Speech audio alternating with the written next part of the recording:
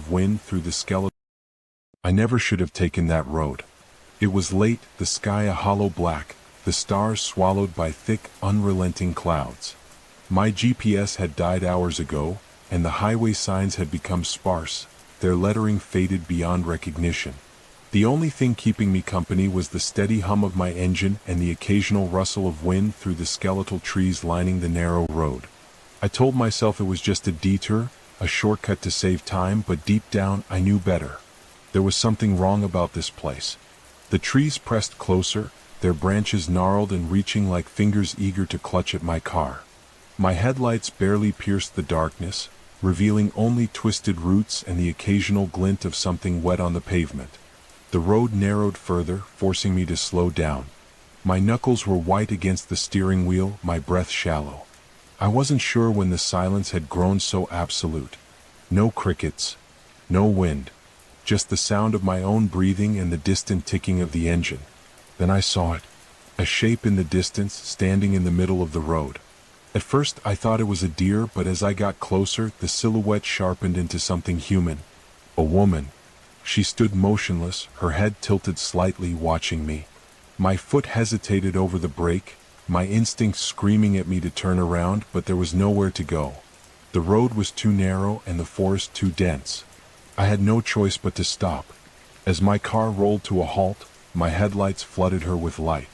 She was barefoot, her dress a tattered, grayish-white, clinging to her thin frame. Her arms hung limply at her sides, her hair tangled and damp. Her face was obscured, hidden beneath a curtain of matted strands. I swallowed hard, my heart hammering against my ribs. I reached for the lock button, though I couldn't explain why.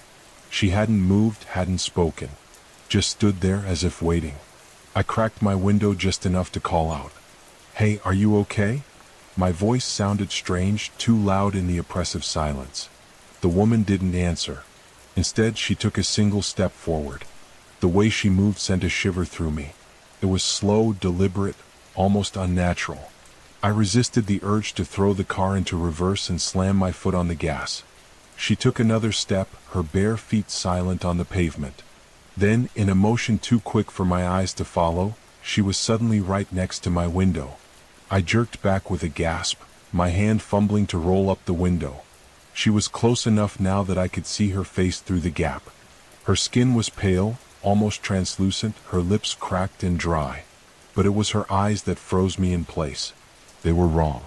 Too large, too black, voids where light was swallowed whole. A scream clawed its way up my throat, but my voice failed me. She raised a hand, placing her fingers lightly against the glass. They were ice cold even through the barrier. Then she smiled. It wasn't a normal smile. It stretched too far, her lips splitting at the corners as though something beneath her skin was forcing them apart. My breath came in sharp gasps as I fumbled to shift the car into gear. Her fingers dragged along the window, leaving behind smudges of something dark. What?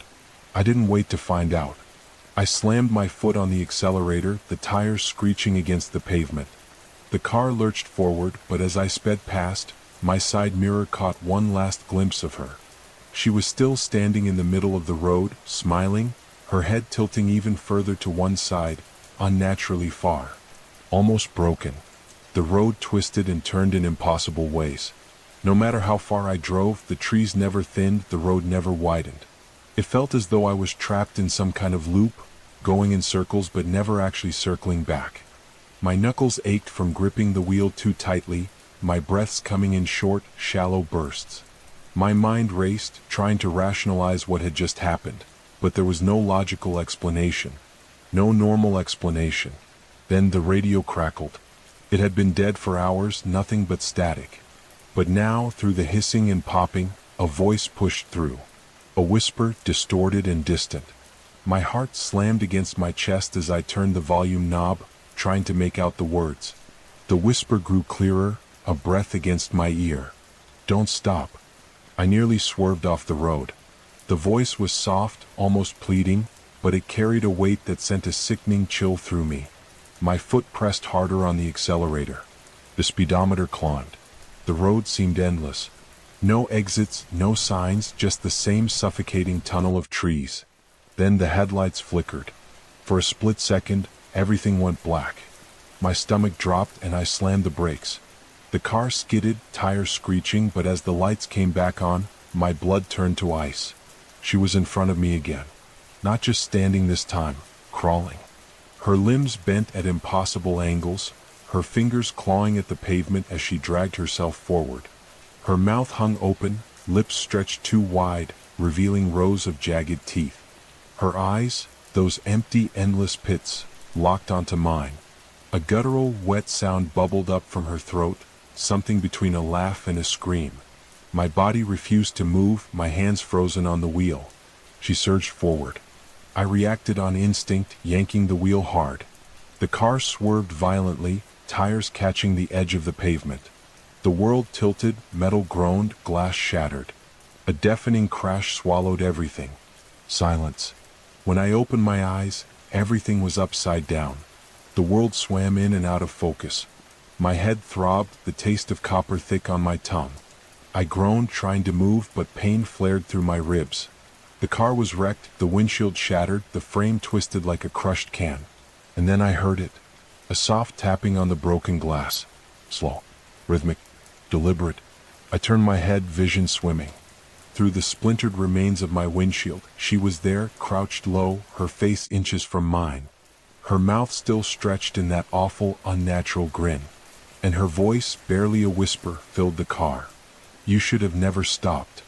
Then the glass shattered completely and everything went dark. I woke up gasping for air. Cold, damp earth pressed against my back. The sky above was still shrouded in darkness, but something was different. The road was gone. The car was gone. And then I heard it, footsteps, slow and deliberate, circling me. I wasn't alone. A breath, cold as death, ghosted against my ear. And then a whisper, the same voice from the radio. Run. As I scrambled to my feet, my head spun, the dizziness threatening to pull me back down.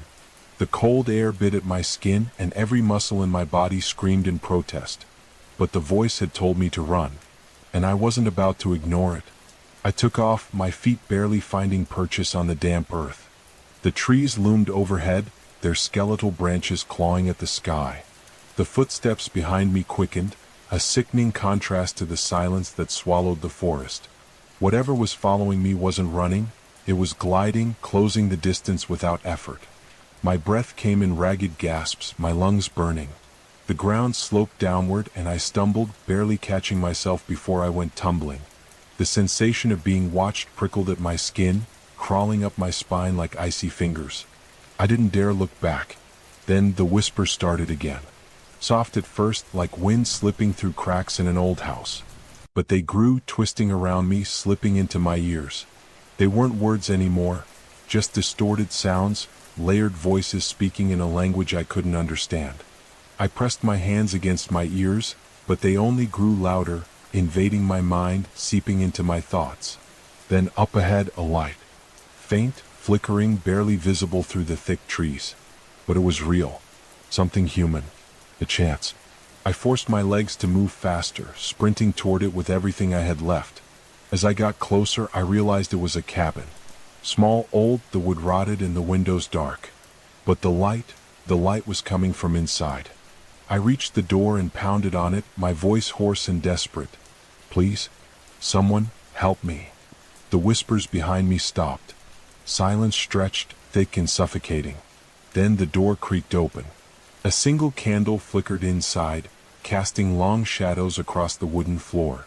The air smelled of damp wood and something metallic. My heart pounded as I stepped in, glancing behind me one last time. The forest was empty. The door slammed shut. And then from the darkness, a voice, low, steady, and far too calm. You shouldn't have come here. The candle flickered and I saw them. A pair of eyes, black as the void, staring at me from the corner of the room. I took a step back, my breath hitching in my throat. The air inside the cabin was thick, suffocating, pressing against my chest like a lead weight.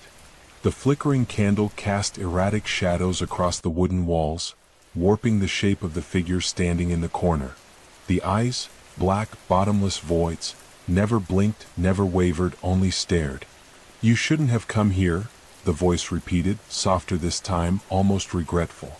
My back hit the door and I gripped the handle, ready to wrench it open and bolt. But when my fingers closed around the knob, it was ice cold, and no matter how hard I twisted, it wouldn't budge. Panic surged through me. "Who are you?" I demanded, my voice barely more than a whisper. The figure stepped forward, and the candlelight illuminated his face. An old man, skin pale and stretched too tight over his bones as if he hadn't eaten in weeks. His lips were cracked, his breath shallow, but those eyes, they weren't human. "You should have kept driving," he murmured. "You stopped. You let her see you." My stomach dropped. Her? The image of the woman on the road flashed in my mind. The way she had moved. The way she had smiled. The old man nodded slowly. "She doesn't let go, not once she's marked you." I swallowed hard, shaking my head. No, I can leave. I'll leave right now." My hands fumbled with the lock, yanking, twisting. The door didn't move. The old man exhaled shakily. "It's too late.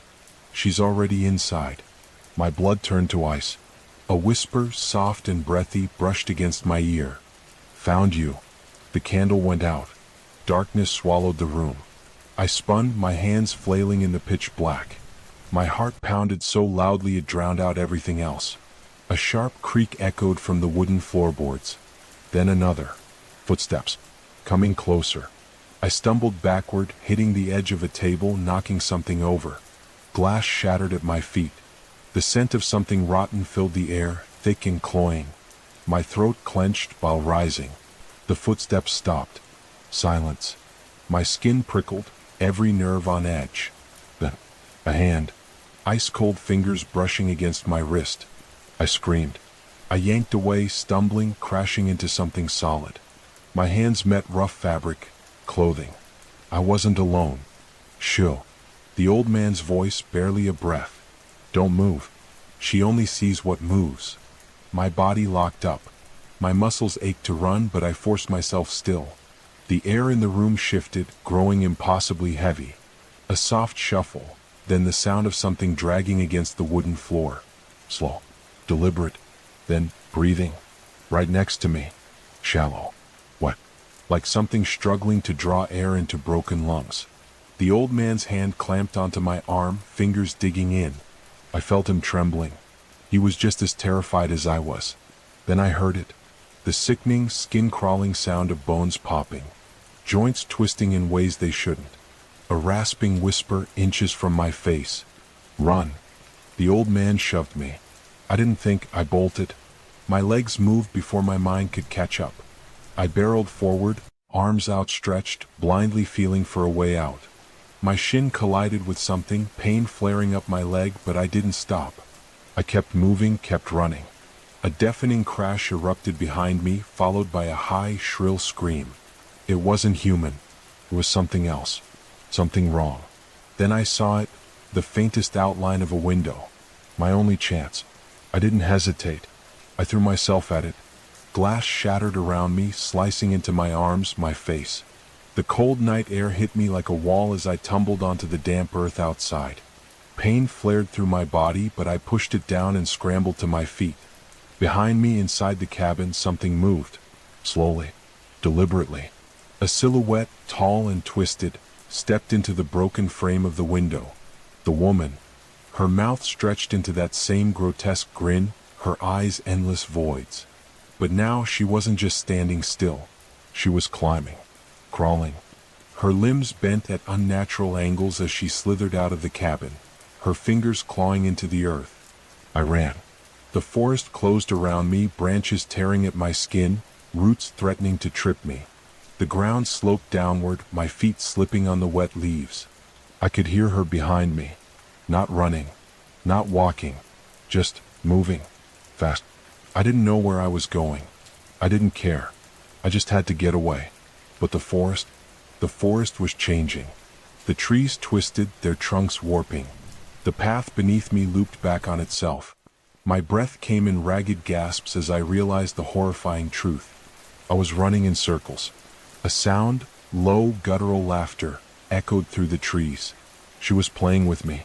My legs burned, my vision blurred, but I pushed on. Then up ahead.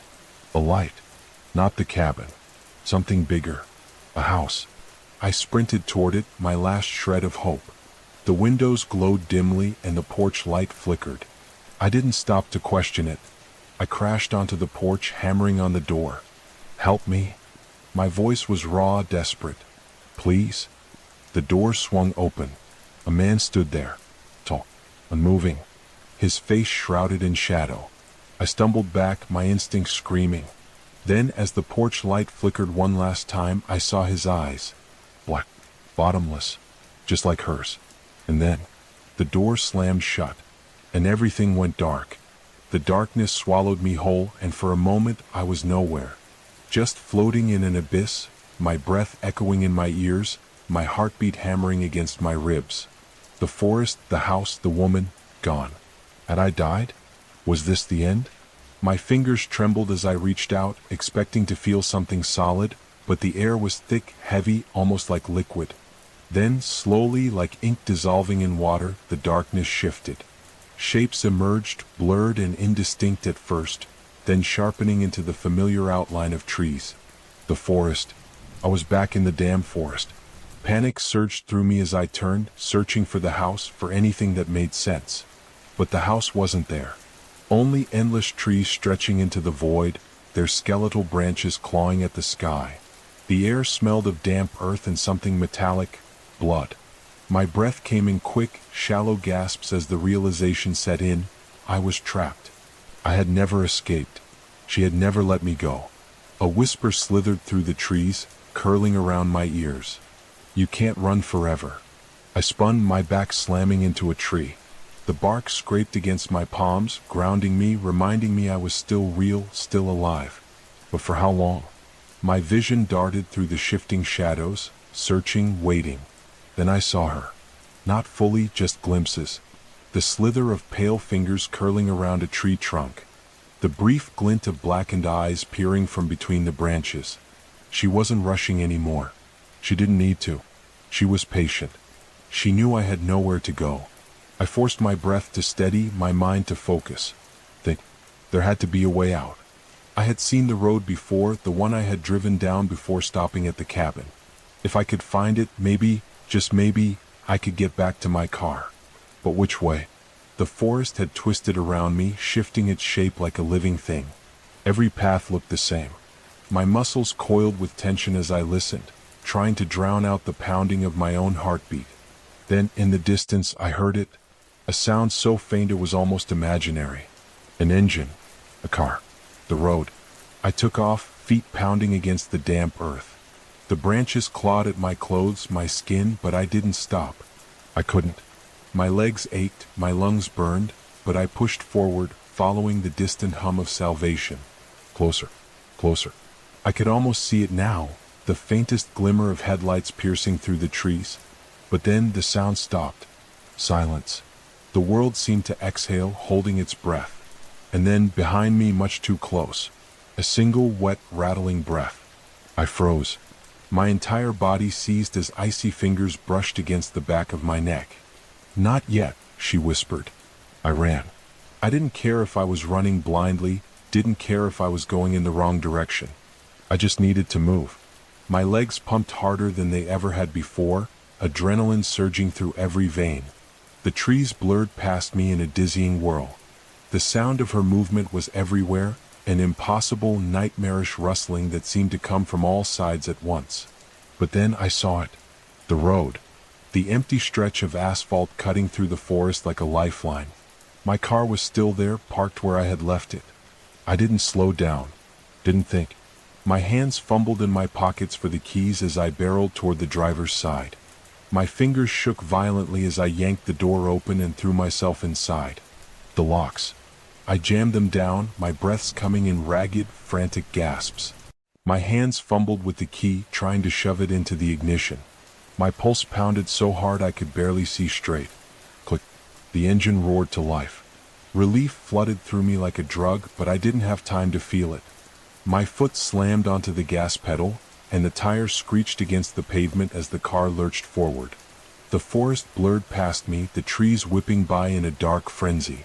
I didn't look back. I didn't dare. I just drove as fast and as far as I could, until the forest was nothing but a distant nightmare in my rearview mirror. The town lights appeared ahead, glowing like a beacon of hope. My hands were still trembling as I gripped the steering wheel, my knuckles white. I didn't stop until I reached the first gas station I saw, its fluorescent lights buzzing like an electric hum of reality. My breaths came in short, uneven bursts as I threw the car into park and rested my forehead against the steering wheel. I was safe. I had made it. Or so I thought. The air inside the car was still. Too still. A chill crawled up my spine. And then, a soft, wet breath against my ear. You brought me with you. The scream tore from my throat as the world snapped into darkness. The darkness was suffocating. It wasn't just an absence of light. It was thick, tangible, pressing against my skin like a second layer of flesh. My breath came in short, sharp gasps as I sat frozen in the driver's seat, my mind struggling to comprehend what had just happened. I had escaped. I had driven away. I had left that godforsaken forest behind. But the whisper in my ear, the wet breath against my skin, it was impossible. I was alone. I forced myself to move, to reach for the interior light switch. My fingers were stiff, trembling violently as I flicked it on. The dim yellow glow illuminated the inside of my car. Empty. The passenger seat was bare, the back seat undisturbed. My breathing slowed just a little. Maybe it was in my head. Maybe the exhaustion, the fear, had finally cracked something inside me. I needed to calm down. But then I saw it. The rearview mirror. At first, I didn't register what I was looking at. The reflection showed my own wide, terrified eyes, the shallow rise and fall of my chest. But just beyond that, in the back seat, something was wrong. The shadows weren't right. They seemed thicker, heavier, pooled unnaturally in the corner of the seat. I stared, unblinking, willing myself to see nothing. But the longer I looked, the clearer it became. The shape. No, someone. My heart stopped. She was sitting there. Not fully visible, not entirely solid, but she was there, watching me with those empty, blackened eyes. Her lips curled into a slow, knowing smile, and I could hear it again. Her voice crawling through the air like a snake. You can't leave me behind. I didn't think. My body acted on pure survival instinct.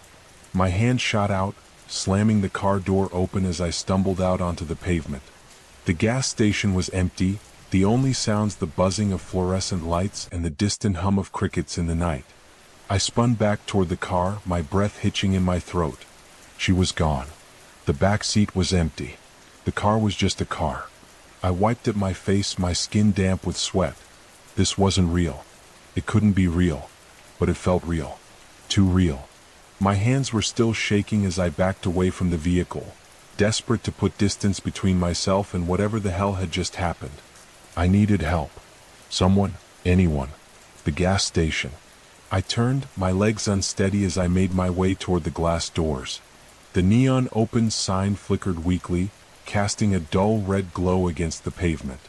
The inside was dimly lit, the shelves half-stocked with dusty snacks and old newspapers.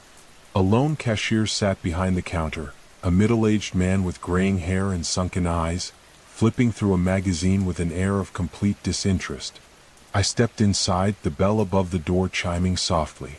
He barely glanced up. Help you. My mouth was dry. What was I supposed to say? That I was being haunted? That something had followed me? I hesitated, my pulse still hammering. Do you have a phone I can use? The man exhaled through his nose, gesturing vaguely to the corner where a payphone sat covered in grime. It still works if you got quarters. I nodded quickly, fumbling through my pockets for change. My fingers found a few coins, slick with sweat, and I shoved them into the slot. I didn't even know who I was calling. The police? What would I even say? I hesitated for a second before dialing the only number that made sense. My brother. The phone rang once, twice, then clicked as a groggy voice answered. Hello? James? I breathed, my voice barely above a whisper. James, something's wrong. I don't know what's happening, but I need. Static. A low, droning hum crackled through the receiver, distorting the line. My skin prickled as the noise grew louder, warping into something else, something familiar. Breathing. Slow. What? Right into my ear. You can't run. I dropped the phone. My entire body seized with terror as I stumbled back, my breath hitching in my throat. The cashier barely glanced up. My hands were shaking so violently I could barely breathe. I turned on my heel and ran. The night air hit me like a slap, cold and suffocating. My car sat just a few feet away, the driver's side door still open, waiting. I hesitated. Could I even trust it anymore? Could I trust anything? Then, movement. From the corner of my eye, in the reflection of the gas station window, I saw her. Not standing. Not walking. Crawling. Her limbs twisted at unnatural angles, her mouth stretched into something that was almost a grin but not quite human. Her fingers scraped against the pavement as she dragged herself toward me, her body moving in sharp, jerky motions, like a broken marionette. I didn't think. I ran. Not toward the car. I couldn't trap myself again. Instead, I sprinted down the road, my lungs burning, my legs screaming in protest. The town wasn't far. If I could just reach it, if I could just make it to someone. A sound. A horrible, gurgling laugh rising behind me. She was getting closer. I pushed harder, my muscles screaming as I bolted toward the distant glow of streetlights. My mind was a blur, my only thought survival. I reached the edge of town, my feet slamming against the pavement as I burst onto the main street. And then, everything stopped. The town was empty.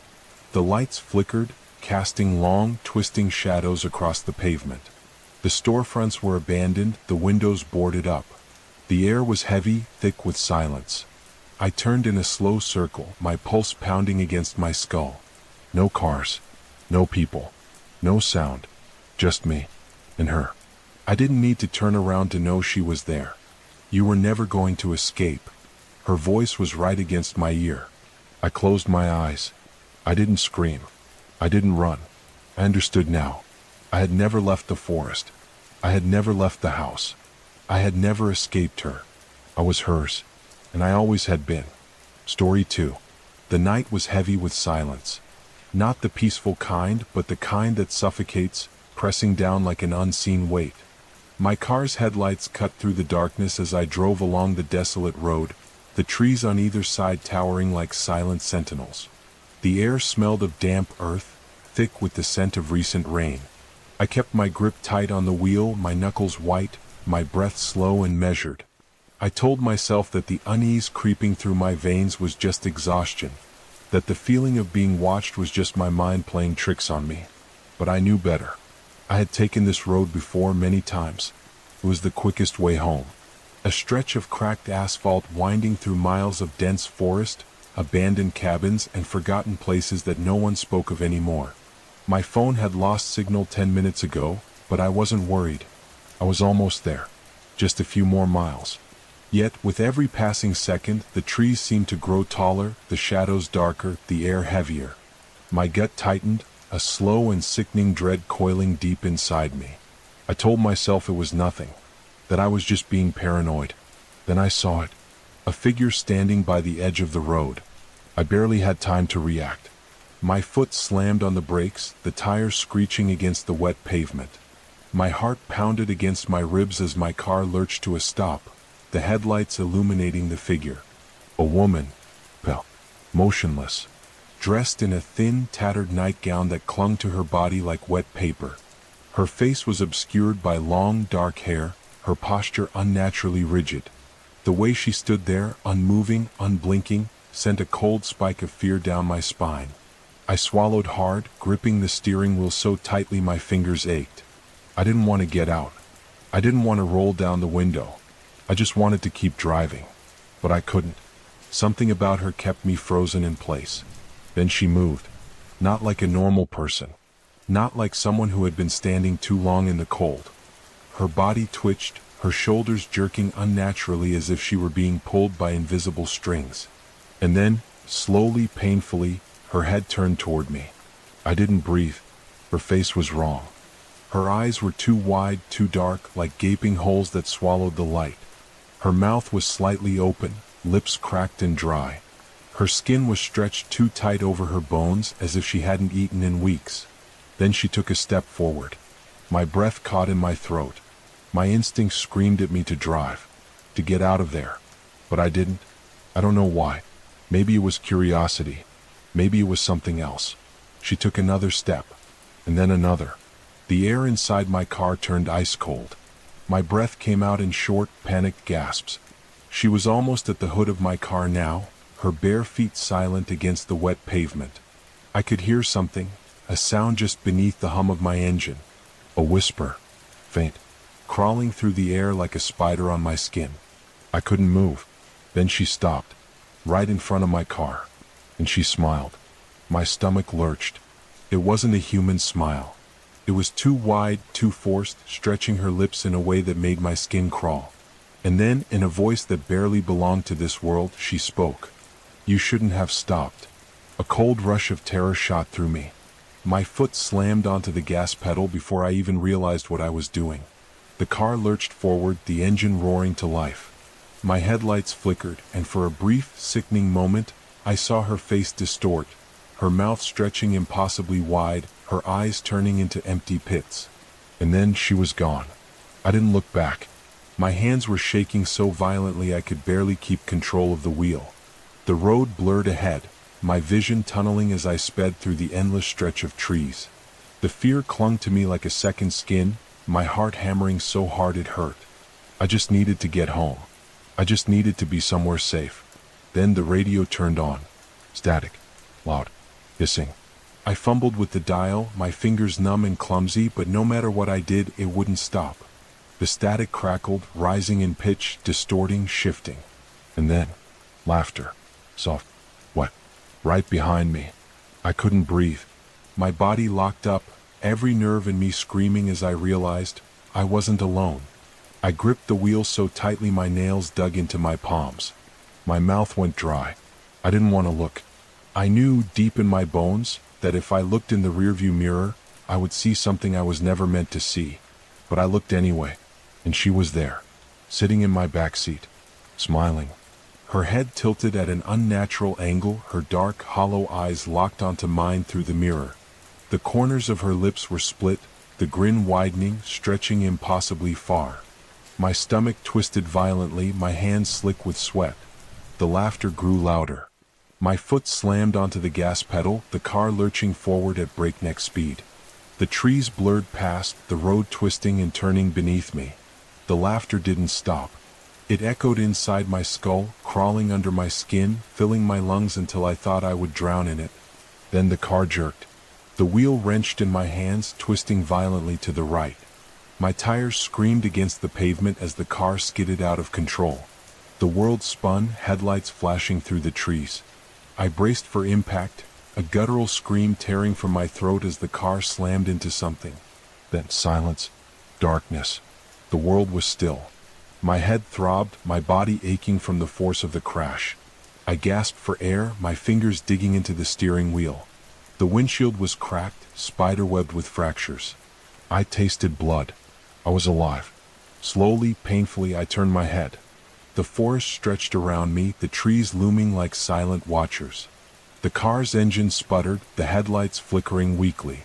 My heart pounded in my chest, but for the first time in what felt like an eternity, she was gone. I let out a shaky breath, my entire body trembling. I reached for my phone, praying for a signal, for anything. My fingers fumbled against the screen, the dim glow of the battery icon barely visible in the dark. Then, a sound, a whisper, close, right outside the shattered window. "You shouldn't have stopped." My blood turned to ice, and then, fingers, pale, bloodless, curling over the edge of the glass. I couldn't scream. I couldn't run. All I could do was watch, and wait. The cold fingers curled over the edge of the shattered window, pale and lifeless, their sharp nails scraping against the glass. My breath hitched in my throat, every muscle in my body locking up as I watched, frozen, unable to look away. The night was too quiet. No wind, no rustling of leaves, no distant hum of insects, just the slow, deliberate sound of fingernails dragging across the broken shards. I wanted to scream, to shove the door open and run into the woods, but I knew that whatever waited outside was faster than me, stronger than me. smarter than me. The air inside the car had turned unbearably heavy, thick with something I couldn't name. It pressed against my chest, squeezing my lungs, making each breath feel like I was drowning in something unseen. My mind raced, trying to grasp what was happening, trying to make sense of the impossible. Then, slowly, impossibly, she began to rise. At first, it was just her head. The long strands of wet, tangled hair slid over the broken glass as she lifted herself up. Her skin was waxy, stretched too tightly over her skull, as if she weren't made of flesh but something else entirely, something hollow. Her lips were torn at the corners, pulled into that unnatural, jagged grin that was too wide, too forced, too wrong. Her empty black eyes locked onto mine, unblinking, devoid of anything remotely human. I sucked in a sharp breath, my fingers gripping the wheel so tightly they ached. I wanted to move, to do something, but my body refused to listen. It was as if I had been rooted to the seat, my limbs heavy, useless. My pulse thundered in my ears, drowning out everything else. Then she spoke, not with words, not with sound, but with something deeper, something that bypassed my ears entirely and went straight into my head. A voice that didn't belong, whispering in a language I shouldn't have understood, yet somehow did. You brought me with you. The words slithered through my mind, wrapping around my thoughts like vines, choking out all reason, all sense. My head throbbed, my skull feeling like it was being pried open. The pain was unbearable, but I couldn't scream. I couldn't move. I couldn't do anything but listen. You stopped. You saw me. Now you are mine. A violent shiver ran through me. I forced my hand up, fingers trembling as I reached for the door handle. I didn't care where I was. I didn't care how dark the woods were. I just needed to get out. No. But as soon as my fingertips brushed the handle, the car lurched. Something yanked it sideways, as if an invisible force had gripped the entire vehicle and was dragging it off the road. The tires screeched against the wet pavement, the chassis groaning under the unnatural pressure. My stomach twisted violently as the world tilted, the headlights spinning wildly as the car was pulled toward the trees. Then darkness. The impact was jarring, a sickening crunch of metal and glass. My head slammed against the steering wheel, a blinding pain exploding behind my eyes. For a moment, everything blurred, the world fading in and out, shifting between consciousness and something far worse. When my vision finally cleared, I realized something horrifying. The car wasn't on the road anymore. It was deep in the forest, surrounded by trees. But that wasn't the worst part.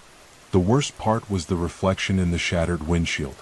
I was still in the driver's seat, still gripping the wheel, still gasping for breath. But the reflection wasn't me. It was her. Her black, empty eyes stared at me from inside the glass. Her mouth stretched into that horrible grin. The moment I saw it, I felt something shift inside me, something wrong. My fingers felt numb, my legs heavy. I tried to move, to scream, but my throat was locked, as if unseen hands were wrapped around it, squeezing just enough to silence me. The reflection moved. Not like a mirror image. Not like me. It moved on its own. Her lips twitched, parting slowly. And then, with an agonizing slowness, she reached out. I watched in horror as her hand pressed against the inside of the windshield. Inside. The glass rippled like water, her fingers sinking through as if the barrier between us was no longer solid. My breath caught in my chest. I tried to jerk back, but I couldn't. My body was a puppet, and she was the one pulling the strings. Her fingers brushed my skin. Cold. What? Wrong. A violent shudder tore through me, my vision going white-hot with pain. My mind was unraveling, splintering into pieces I couldn't hold together. The air around me thickened, pulsing, shifting. I wasn't in the car anymore. I wasn't anywhere. I was nowhere. And then all at once, I was her. I felt my lips curl into that unnatural smile. I felt my head tilt, felt my bones crack as I moved in ways no human should.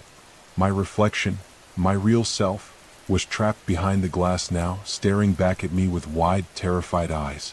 I watched as he, the real me, tried to scream, tried to move, but he couldn't. Just like I couldn't. Not anymore. Because I was on the other side now.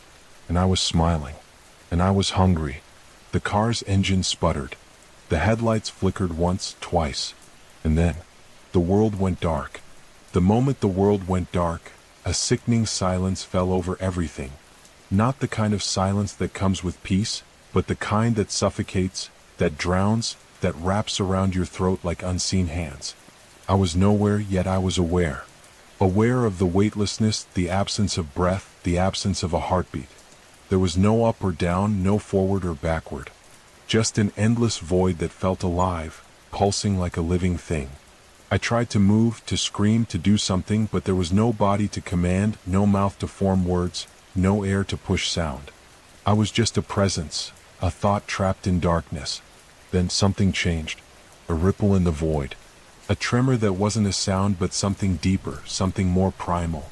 Like an ancient whisper vibrating through the abyss. And suddenly the darkness wasn't empty anymore. Shapes formed, vague and shifting, like smoke curling in water. At first, they were nothing but shadows stretching and twisting around me, faceless, unrecognizable. But then they became something else. Faces. Dozens of them. Hundreds. Thousands. Staring. Their eyes were hollow, deep pits of nothingness that stretched endlessly into the void. Their mouths gaped open, frozen in silent screams, their faces locked in expressions of terror. Some were familiar, too familiar. My father. My mother. Friends I hadn't seen in years. Strangers I had passed on the street. And then I saw myself, or what was left of me. The face was mine, but the eyes weren't. They were too dark, too wide, filled with something that didn't belong. Something ancient. Something that had never been human. The lips moved, but no sound came out. The mouth stretched wider, impossibly wide, until the jaw. Story 3. The wind howled through the trees like a wounded animal, its mournful cry echoing through the dense forest that surrounded my cabin. I had come here to escape, to find solace in the isolation, but now the silence felt oppressive, as if the very air was holding its breath, waiting for something to happen. The fire in the hearth crackled softly, casting flickering shadows on the walls that seemed to dance and twist in ways that made my skin crawl. I told myself it was just my imagination, that the long nights and the endless expanse of wilderness were playing tricks on my mind. But deep down I knew better. Something was out there. Something had been watching me. It started with small things, things I could almost convince myself were normal. A branch snapping in the woods, the faint sound of footsteps on the porch when I knew no one was there. At first, I brushed it off as the natural sounds of the forest, the creaking of old wood settling in the cold. But then the noises grew louder, more deliberate. One night as I lay in bed, I heard it, a low, guttural growl that seemed to come from just outside my window. My heart pounded in my chest as I froze, straining to listen. The sound came again, closer this time, and I could swear I felt the vibration of it through the floorboards. I told myself it was an animal, a bear or a wolf, but the rational part of my mind knew that no animal I'd ever encountered sounded like that. It was too deep, too resonant, too human. The next morning I found the tracks. They were massive, far larger than any animal print I'd ever seen, and they circled the cabin before disappearing into the trees. The shape was wrong too. The toes were too long, the arch too pronounced, as if whatever made them walked on two legs but wasn't quite human.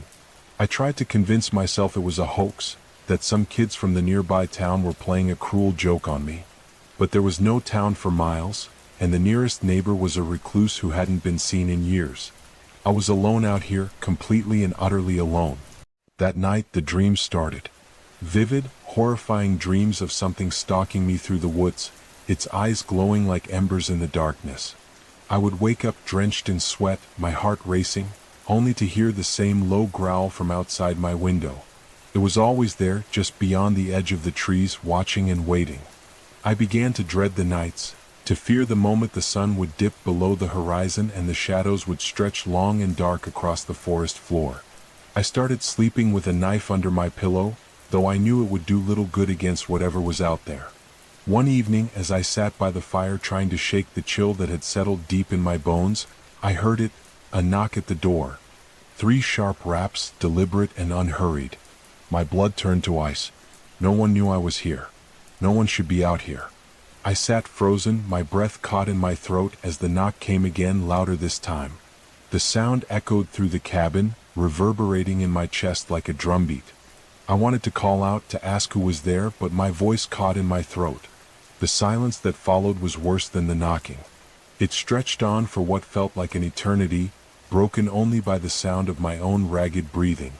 And then the doorknob began to turn. I leapt to my feet, my heart pounding so hard I thought it might burst from my chest. The door creaked open slowly, inch by inch, revealing nothing but the inky blackness of the night beyond. The cold air rushed in, extinguishing the fire in an instant and plunging the room into darkness. I fumbled for the knife under my pillow, my hands trembling so badly I could barely grip it. The door swung open fully, and I could see the outline of something standing there, silhouetted against the night. It was tall, too tall, its limbs unnaturally long and twisted. Its eyes glowed faintly, two pinpricks of light that seemed to bore into my very soul.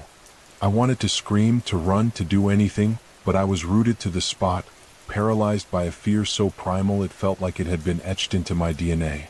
The thing stepped forward, its movements jerky and unnatural, and I could hear the sound of its breath, a wet, rattling noise that made my stomach churn.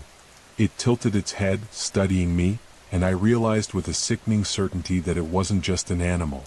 It was intelligent. It was toying with me. The knife slipped from my hand, clattering to the floor, and the sound seemed to snap me out of my trance.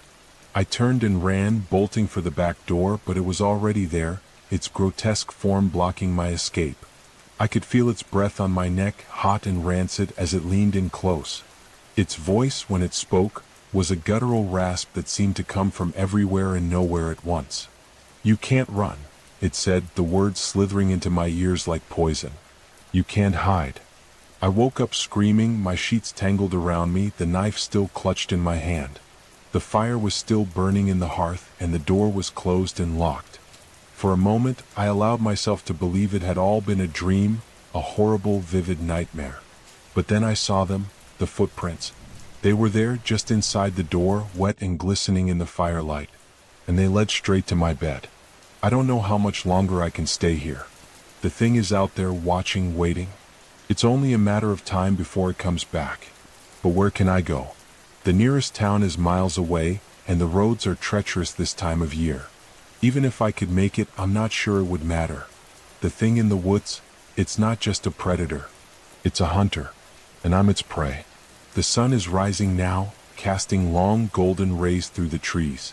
But the light brings no comfort. I can feel it out there, just beyond the edge of the forest, its eyes fixed on me. It's only a matter of time before it comes for me again. And when it does, I'm not sure I'll be able to fight it off. But I have to try. I have to survive. Because if I don't, I'll become just another story, another cautionary tale whispered around campfires. And the thing in the woods will keep hunting, keep feeding, until there's no one left to tell the tale.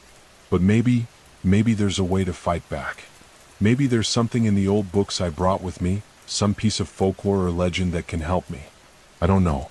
All I know is that I can't give up. Not yet. Not while there's still a chance. The thing in the woods may be strong, but so am I. And I'll be damned if I let it take me without a fight. The day is fading now, the shadows growing longer and darker. I can hear it out there, moving through the trees, its breath coming in ragged gasps. It's closer tonight. Closer than it's ever been. I don't know how much time I have left, but I know I have to act fast. The fire is burning low and the cold is creeping in. I can feel it in my bones, a deep, unshakable chill that has nothing to do with the temperature. It's the chill of fear, of dread, of knowing that something is coming for me. But I'm not going down without a fight. I've barricaded the doors and windows, set traps around the perimeter of the cabin. I've armed myself with everything I can find, knives, axes, even a rusty old shotgun I found in the basement. It's not much, but it's all I have. And if the thing in the woods wants me, it's going to have to work for it. The wind is picking up again, howling through the trees like a banshee. The fire is almost out, and the shadows are closing in. I can hear it now, just outside the door, its breath coming in short, ragged gasps. It's here. And it's not alone. I grip the knife tighter, my knuckles white, and brace myself for what's coming.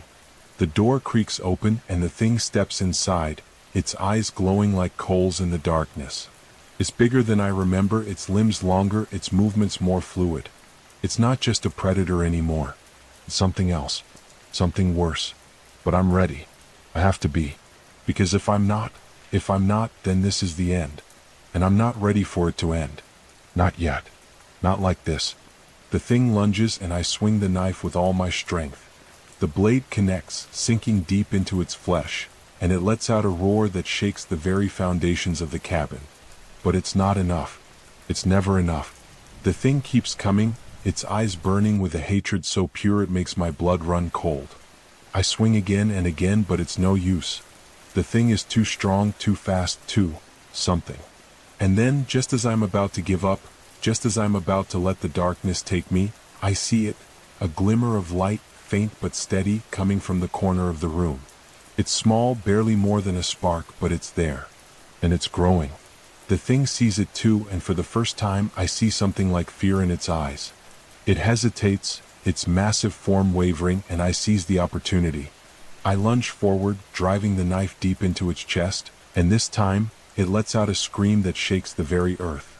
The light grows brighter, filling the room with a warmth that drives back the cold, and the thing stumbles back, its form dissolving into shadow. And then just like that, it's gone.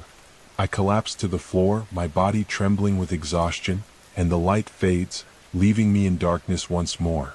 But it's a different kind of darkness now, a darkness that feels almost peaceful, almost safe. I don't know what happened or how I managed to drive the thing away, but I know one thing for certain. It's not over. Not yet. The thing in the woods is still out there, waiting, watching. And it's not going to stop until it gets what it wants. But neither am I. I'll fight it no matter what it takes. Because if I don't, then I'm as good as dead. And I'm not ready to die. Not yet. Not like this. The cabin was silent now, save for the faint crackling of the dying fire and the sound of my own labored breathing. My hands were still trembling, the knife clutched tightly in my grip, its blade slick with something dark and viscous that I didn't want to think too hard about. The thing was gone, for now, but the air still felt heavy, charged with an energy that made my skin prickle. I could feel its presence lingering, like a foul odor that refused to dissipate. It wasn't over. Not by a long shot. I dragged myself to my feet, my legs shaky and unsteady, and stumbled toward the window. The forest outside was eerily still, the trees standing like silent sentinels in the pale moonlight. But I knew better than to trust the stillness. The thing was out there, somewhere biding its time. It had tasted my fear and it would be back. I could feel it in my bones, a deep, unshakable certainty that made my stomach churn. I needed to prepare. The barricades I'd hastily thrown together earlier had held, but barely. The door was splintered, the hinges hanging loose, and the windows were cracked from the force of the thing's assault. I couldn't stay here. Not like this. But where could I go? The nearest town was miles away, and the roads were treacherous, especially at night. Even if I managed to make it to my car, there was no guarantee I'd be safe. The thing had found me here in the middle of nowhere. What was to stop it from following me? I shook my head, trying to clear the fog of fear that clouded my thoughts. I couldn't afford to panic. Not now. I needed to think, to plan. My eyes fell on the stack of old books I'd brought with me, their spines cracked and weathered with age. I'd picked them up at a flea market on a whim, drawn to their strange titles and faded covers. At the time, I'd thought they were just curiosities, relics of a bygone era. But now, as I stared at them, a spark of hope flickered in my chest. Maybe, just maybe, they held the answers I needed. I grabbed the top book, its cover embossed with strange, swirling symbols that seemed to shift and dance in the firelight. The pages were brittle, the ink faded, but I could still make out the words. It was a collection of local folklore, stories passed down through generations about the creatures that lurked in the woods. I skimmed through the pages, my heart pounding as I searched for anything that might help me. And then I found it, a passage about a creature known as the Wendigo. The description sent a chill down my spine. The Wendigo was a malevolent spirit, born from greed and desperation, that preyed on the weak and the isolated. It was said to be tall and emaciated, with elongated limbs and glowing eyes, and it possessed an insatiable hunger for human flesh. The more I read, the more certain I became. This was the thing that had been stalking me. This was what I was up against. But the book didn't just describe the creature, it also offered a way to fight it. According to the legend, the Wendigo could be driven away with fire and silver, its weakness rooted in the elements that symbolized purity and light. I glanced at the fireplace, the embers still glowing faintly, and then at the old silver locket I wore around my neck. It wasn't much, but it was a start. I spent the next few hours fortifying the cabin as best I could, using every scrap of wood and metal I could find to reinforce the doors and windows. I fashioned crude torches from old rags and sticks, soaking them in lamp oil to ensure they would burn bright and hot. And I gathered every piece of silver I could find, a set of antique spoons, a candlestick, even the locket around my neck, and placed them strategically around the cabin, hoping they would provide some measure of protection. By the time I was done, the first light of dawn was creeping over the horizon, casting a pale, sickly glow over the forest. I was exhausted, my body aching from the effort, but I couldn't rest. Not yet. The thing was still out there, and I knew it would be back. I had to be ready. As the day wore on, I tried to keep myself busy, to distract myself from the gnawing fear that lurked at the edges of my mind. I checked the barricades, sharpened the knives, and practiced swinging the axe I'd found in the basement. But no matter how hard I tried, I couldn't shake the feeling of being watched. It was as if the thing was always there, just out of sight, waiting for the perfect moment to strike. By nightfall, I was a nervous wreck, my hands trembling as I lit the torches and placed them around the cabin. The firelight cast flickering shadows on the walls, and I couldn't help but feel like they were moving on their own, twisting and writhing in ways that made my skin crawl. I tried to tell myself it was just my imagination, but deep down, I knew better. The thing was close. I could feel it. And then, just as the last rays of sunlight disappeared behind the trees, I heard it, a low, guttural growl that seemed to come from everywhere and nowhere at once. My heart leapt into my throat, and I gripped the axe tightly, my knuckles white. The growl came again, louder this time, and I could feel the vibration of it through the floorboards. It was here. I moved to the window, peering out into the darkness, but I couldn't see anything. The forest was a wall of black, impenetrable and endless. And then, slowly I began to see them, the eyes. Glowing like embers in the darkness, they stared at me with a hatred so pure it made my blood run cold. There were more of them now, dozens of pairs, all fixed on me. The thing wasn't alone. Panic surged through me and I stumbled back from the window, my mind racing. What was I supposed to do? How could I fight so many of them? The book hadn't said anything about this. I was outnumbered, outmatched, and completely alone. But then, just as the first of the creatures began to emerge from the trees, I remembered something. A passage I'd skimmed over earlier, about the Wendigo's weakness to fire. If I could create a barrier of flames, maybe I could hold them off. It was a long shot, but it was all I had. I grabbed one of the torches and hurled it out the window, watching as it landed in the dry underbrush. The flames caught quickly, spreading through the forest with a speed that surprised even me. The creatures hesitated, their glowing eyes flickering with something like fear, and I seized the opportunity. I lit another torch and threw it, and then another, until the entire perimeter of the cabin was surrounded by a wall of fire. The creatures howled in rage, their voices blending together into a cacophony of sound that made my ears ring. They circled the flames, their movements jerky and unnatural, but they didn't dare cross the barrier. For now, at least, I was safe. But I knew it wouldn't last. The fire would burn itself out eventually, and when it did, the creatures would be waiting. I had to find a way to escape, to get out of here before it was too late. But how? The forest was vast and unforgiving, and I had no idea where to go. The nearest town was miles away, and even if I managed to make it there was no guarantee I'd be safe. The creatures had found me here in the middle of nowhere. What was to stop them from following me? I sank to the floor, my back against the wall, and buried my face in my hands. I was trapped, with no way out and no one to help me. The creatures were out there, waiting, and I was running out of time.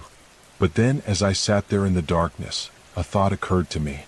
The book had mentioned something about the Wendigo's lair, a place deep in the forest where it was said to dwell. If I could find it, if I could destroy it, maybe I could end this nightmare once and for all. It was a desperate plan, born of desperation and fear, but it was all I had. I didn't know if it would work or if I'd even survive the attempt, but I had to try. I couldn't stay here, waiting for the creatures to break through the flames. I had to take the fight to them. I grabbed the axe and a handful of torches, my hands trembling as I lit them. The flames cast flickering shadows on the walls, and I couldn't help but feel like they were watching me, judging me. But I pushed the thought aside and moved to the door, my heart pounding in my chest. I took a deep breath, steeling myself for what was to come, and then I stepped outside. The heat from the flames was intense, the air thick with smoke and the acrid smell of burning wood. The creatures were still there, circling the fire, their eyes glowing with a malevolent light. They turned to face me as I emerged, their movements slow and deliberate, and I could feel the weight of their gaze like a physical force. But I didn't hesitate. I couldn't. I swung the axe with all my strength, the blade biting deep into the flesh of the nearest creature. It let out a howl of pain, its body writhing as it collapsed to the ground, and I didn't wait to see if it was dead. I moved to the next one, and the next, my movements fueled by a desperate primal need to survive. The creatures were fast, their claws slashing through the air with deadly precision, but I was faster. I dodged and weaved, my body moving on instinct, and I struck with a ferocity that surprised even me. The torches in my hand burned bright, their flames driving the creatures back, and I used them to my advantage, thrusting them into the faces of any that got too close. But there were too many of them. No matter how many I struck down, more seemed to take their place, their numbers endless. My arms were growing tired, my movements sluggish, and I knew I couldn't keep this up much longer. I had to find the lair, and fast. I broke into a run, my legs pumping as I sprinted through the forest, the creatures hot on my heels. The trees loomed overhead, their branches twisting and gnarled, and the ground was uneven, littered with roots and rocks that threatened to trip me with every step. But I didn't stop. I couldn't. And then, just as I thought I couldn't go any further, I saw it. A cave, its entrance hidden by a tangle of vines and moss. The air around it was thick with a foul, rotting smell, and I could feel the malevolence radiating from it like a physical force. This was it, the lair. I didn't hesitate. I plunged into the cave, the darkness swallowing me whole, and I lit one of the torches, the flame casting flickering shadows on the walls. The cave was narrow and winding, the walls slick with moisture, and the air was thick with the stench of decay. I could hear the creatures behind me, their howls echoing through the tunnel, but I didn't look back. I kept moving deeper and deeper into the darkness. And then, finally, I reached it, the heart of the lair. The chamber was vast, its ceiling lost in shadow, and the walls were lined with bones, their surfaces polished to a sickly sheen. In the center of the room stood a massive, grotesque figure, its body twisted and malformed, its eyes glowing with a malevolent light. The Wendigo. It turned to face me, its movements slow and deliberate, and I could feel the weight of its gaze like a physical force. It was taller than I remembered, its limbs longer and more twisted, and its mouth was filled with rows of jagged yellowed teeth. It let out a low, guttural growl, the sound reverberating through the chamber, and I knew I was outmatched. But I didn't care. I was done running. I was done being afraid. I gripped the axe tightly, my hands trembling, and I charged. And then, just as the last rays of sunlight disappeared behind the trees, I heard it, a low, guttural growl that seemed to come from everywhere and nowhere at once. My heart leapt into my throat, and I gripped the axe tightly, my knuckles white. The growl came again, louder this time, and I could feel the vibration of it through the floorboards. It was here. I moved to the window, peering out into the darkness, but I couldn't see anything. The forest was a wall of black, impenetrable and endless. And then, slowly I began to see them, the eyes. Glowing like embers in the darkness, they stared at me with a hatred so pure it made my blood run cold. There were more of them now, dozens of pairs, all fixed on me. The thing wasn't alone. Panic surged through me and I stumbled back from the window, my mind racing. What was I supposed to do? How could I fight so many of them? The book hadn't said anything about this. I was outnumbered, outmatched, and completely alone. But then, just as the first of the creatures began to emerge from the trees, I remembered something. A passage I'd skimmed over earlier, about the Wendigo's weakness to fire. If I could create a barrier of flames, maybe I could hold them off. It was a long shot, but it was all I had. I grabbed one of the torches and hurled it out the window, watching as it landed in the dry underbrush. The flames caught quickly, spreading through the forest with a speed that surprised even me. The creatures hesitated, their glowing eyes flickering with something like fear, and I seized the opportunity. I lit another torch and threw it, and then another, until the entire perimeter of the cabin was surrounded by a wall of fire. The creatures howled in rage, their voices blending together into a cacophony of sound that made my ears ring. They circled the flames, their movements jerky and unnatural, but they didn't dare cross the barrier. For now, at least, I was safe. But I knew it wouldn't last. The fire would burn itself out eventually, and when it did, the creatures would be waiting. I had to find a way to escape, to get out of here before it was too late. But how? The forest was vast and unforgiving, and I had no idea where to go. The nearest town was miles away, and even if I managed to make it there was no guarantee I'd be safe. The creatures had found me here in the middle of nowhere. What was to stop them from following me? I sank to the floor, my back against the wall, and buried my face in my hands. I was trapped, with no way out and no one to help me. The creatures were out there, waiting, and I was running out of time. But then, as I sat there in the darkness, a thought occurred to me. The book had mentioned something about the Wendigo's lair, a place deep in the forest where it was said to dwell. If I could find it, if I could destroy it, maybe I could end this nightmare once and for all. It was a desperate plan, born of desperation and fear, but it was all I had. I didn't know if it would work or if I'd even survive the attempt, but I had to try. I couldn't stay here, waiting for the creatures to break through the flames. I had to take the fight to them. I grabbed the axe and a handful of torches, my hands trembling as I lit them. The flames cast flickering shadows on the walls, and I couldn't help but feel like they were watching me, judging me. But I pushed the thought aside and moved to the door, my heart pounding in my chest. I took a deep breath, steeling myself for what was to come, and then I stepped outside. The heat from the flames was intense, the air thick with smoke and the acrid smell of burning wood.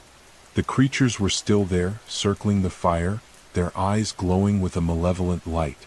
They turned to face me as I emerged, their movements slow and deliberate, and I could feel the weight of their gaze like a physical force. But I didn't hesitate. I couldn't. I swung the axe with all my strength, the blade biting deep into the flesh of the nearest creature. It let out a howl of pain, its body writhing as it collapsed to the ground, and I didn't wait to see if it was dead. I moved to the next one, and the next, my movements fueled by a desperate primal need to survive. The creatures were fast, their claws slashing through the air with deadly precision, but I was faster. I dodged and weaved, my body moving on instinct, and I struck with a ferocity that surprised even me. The torches in my hand burned bright, their flames driving the creatures back, and I used them to my advantage, thrusting them into the faces of any that got too close. But there were too many of them. No matter how many I struck down, more seemed to take their place, their numbers endless. My arms were growing tired, my movements sluggish, and I knew I couldn't keep this up much longer. I had to find the lair, and fast. I broke into a run, my legs pumping as I sprinted through the forest, the creatures hot on my heels. The trees loomed overhead, their branches twisting and gnarled, and the ground was uneven, littered with roots and rocks that threatened to trip me with every step. But I didn't stop. I couldn't. And then, just as I thought I couldn't go any further, I saw it.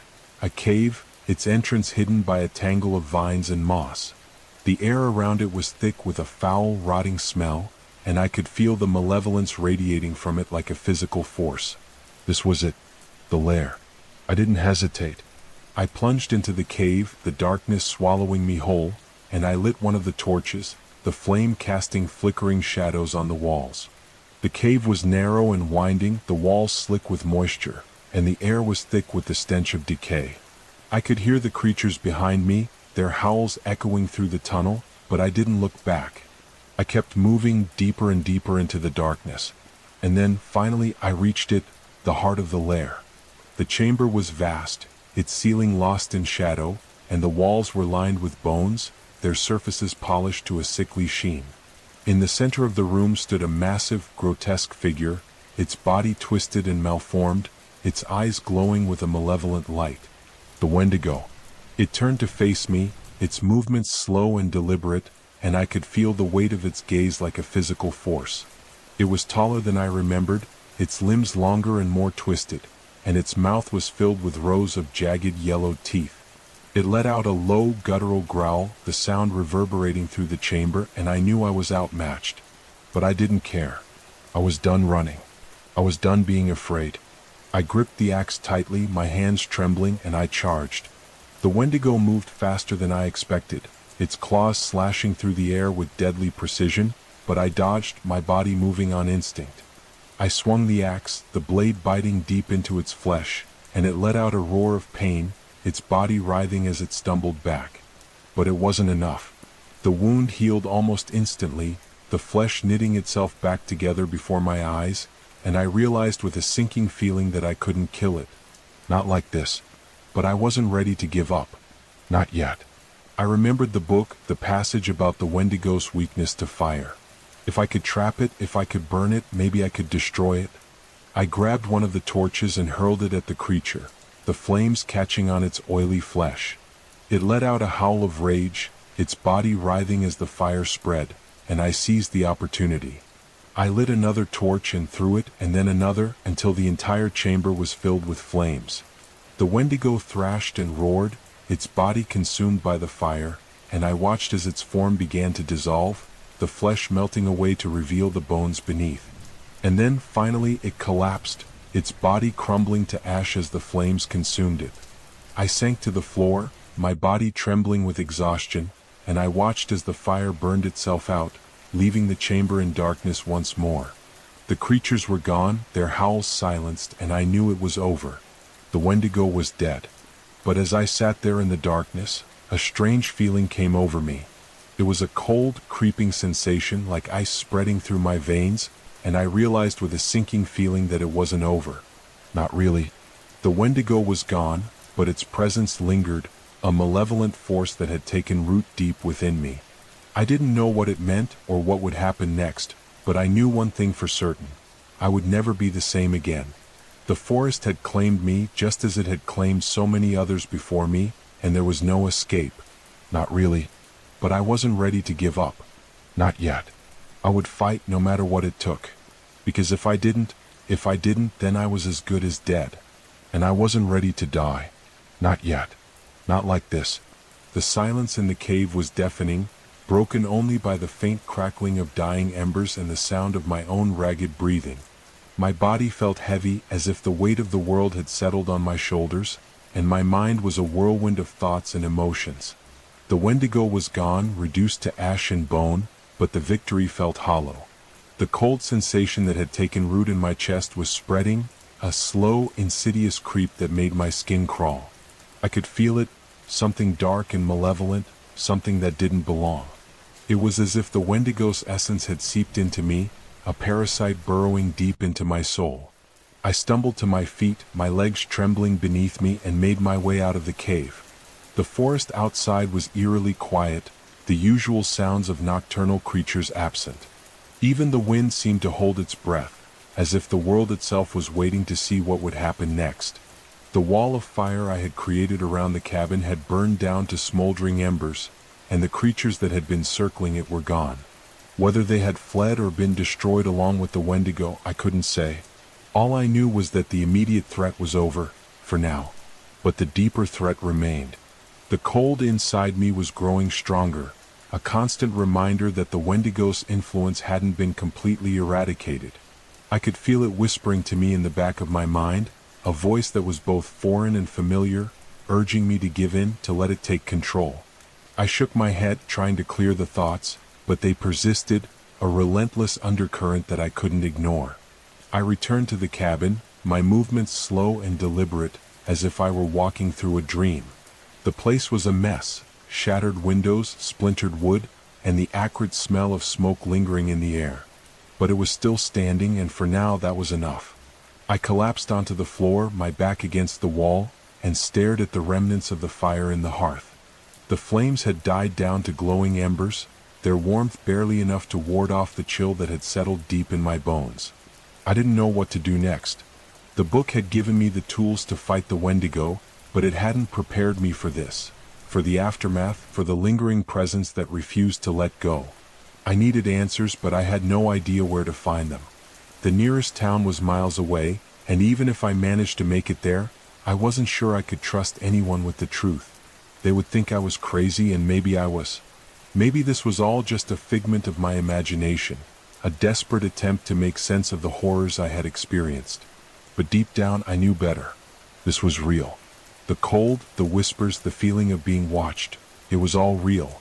And if I didn't find a way to rid myself of it, I wasn't sure I would survive. I spent the next few days in a haze, my mind consumed by the constant battle against the voice in my head. It was subtle at first, a faint whisper that I could almost ignore. But as time went on, it grew louder, more insistent, until it was all I could hear. It spoke of power, of strength, of the things I could achieve if I just let go. It promised me freedom from fear, from pain, from the constant struggle to survive. And part of me wanted to believe it. Part of me wanted to give in. But I couldn't. Not yet. Not while there was still a chance to fight back. I turned to the books again, desperate for answers. I pored over every page, every passage, searching for something, anything, that could help me. And then I found it. A single sentence, almost hidden among the dense text, that mentioned a ritual, a way to cleanse oneself of the Wendigo's influence. It was vague, with no clear instructions, but it was enough to give me hope. The ritual required 3 things: a silver blade, a fire fueled by sacred wood, and a willing sacrifice. The first 2 were easy enough. I had the silver locket and the remnants of the fire in the hearth. But the third was more complicated. The sacrifice had to be something of great personal value, something that would sever the connection between the Wendigo and its host. It could be an object, a memory, or even a part of oneself.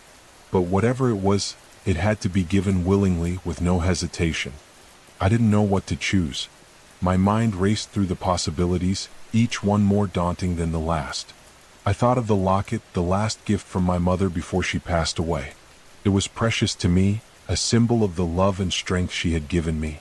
But was it enough? Would it be enough to sever the connection? I didn't know, but I had to try.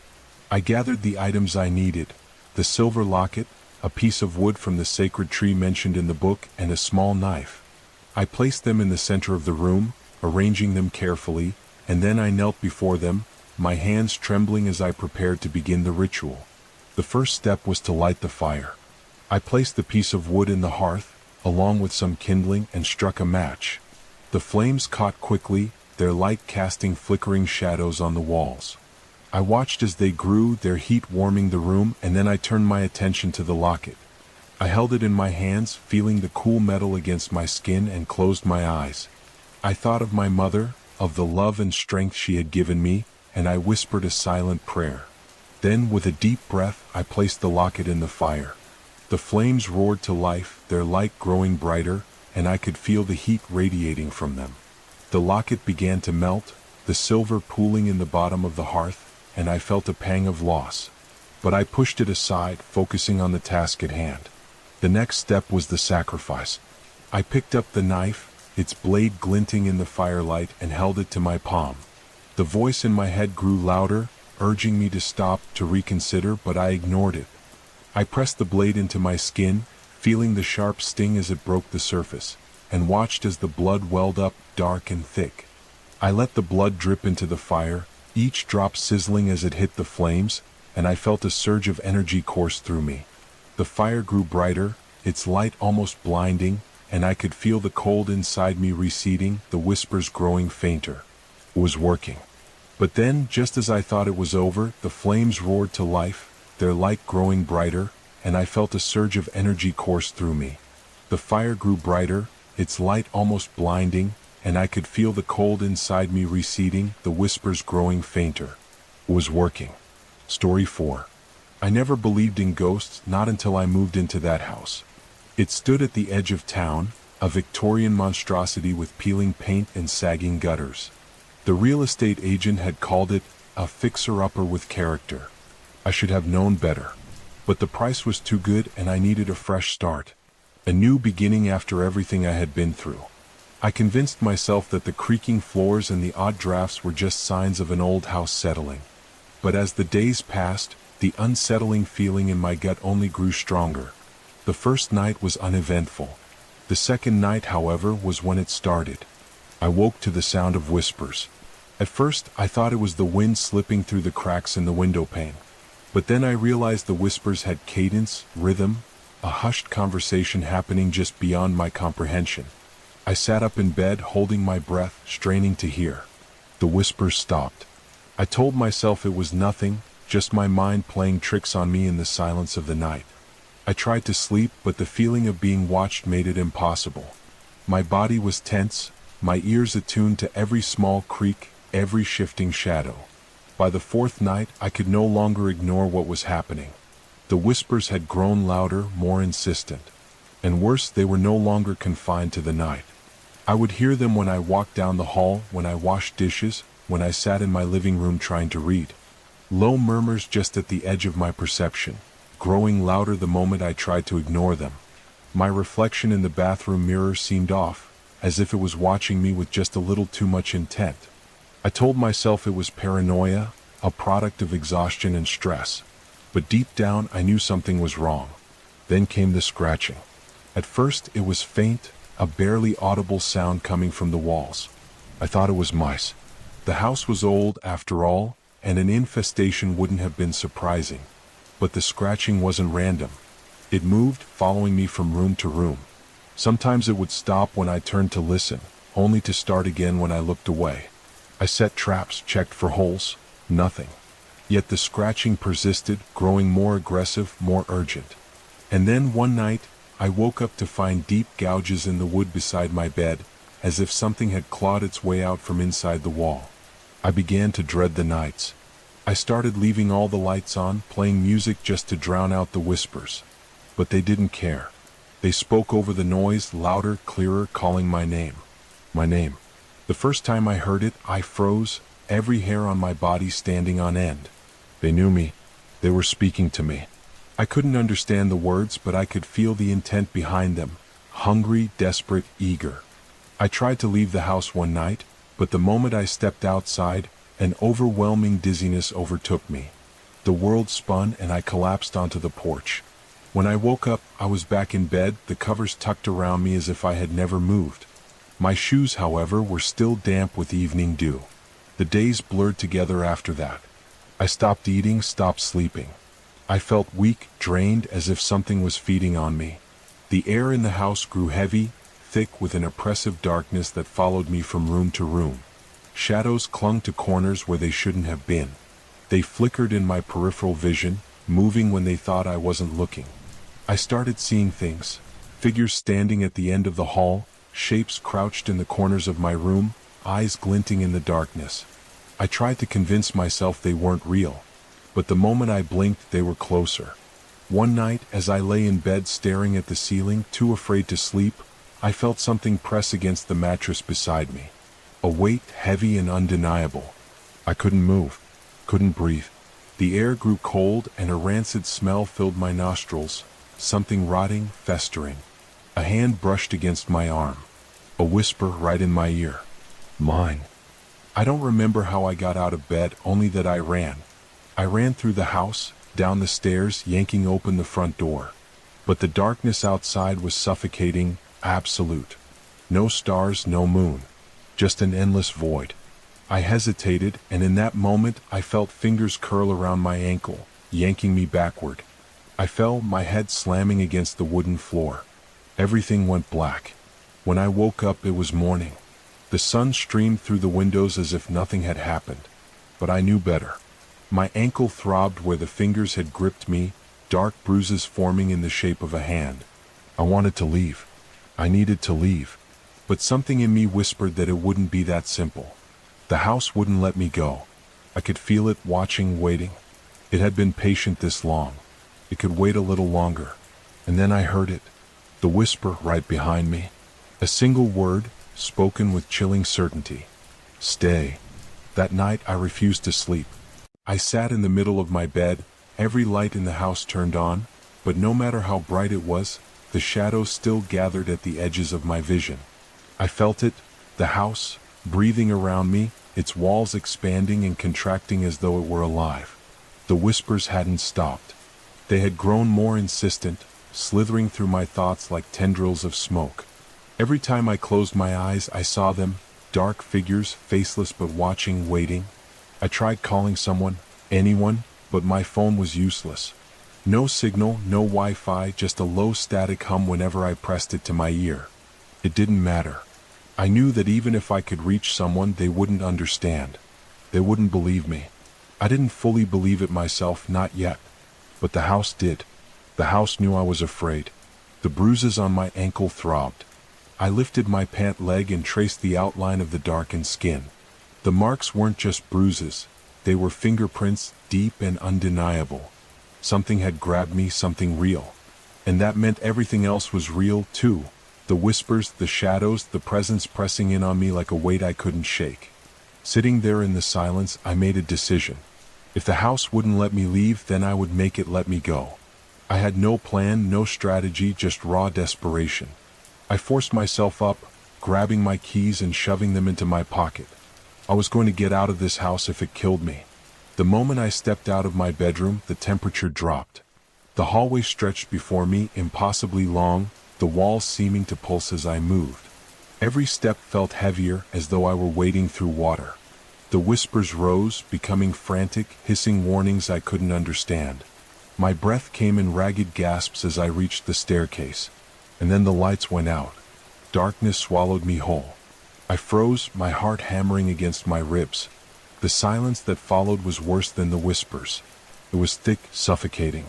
Then, from somewhere deep within the house, a door creaked open. Slow, deliberate. A sound so soft, yet it echoed through the halls like a scream. I fumbled for my phone, my hands shaking so badly I almost dropped it. The screen flickered to life, casting a weak glow around me. That was when I saw them. Figures, dozens of them, standing at the end of the hallway. Motionless, waiting. Their silhouettes were barely discernible against the darkness, but I could feel them watching me. I turned, forcing my feet to move, my breath coming in short, sharp bursts. I had to get out. The stairs loomed ahead, but the moment I took my first step, something yanked me back. I hit the floor hard, pain exploding through my spine. Fingers, cold, impossibly strong, wrapped around my wrist, dragging me backward. I clawed at the floor, my nails splintering against the wood. My screams were swallowed by the darkness as the figures closed in, their whispers growing louder, deafening. I don't know how I broke free. Maybe it let me go. Maybe it was playing with me. But suddenly I was running, stumbling down the stairs, my body moving on instinct alone. I didn't stop.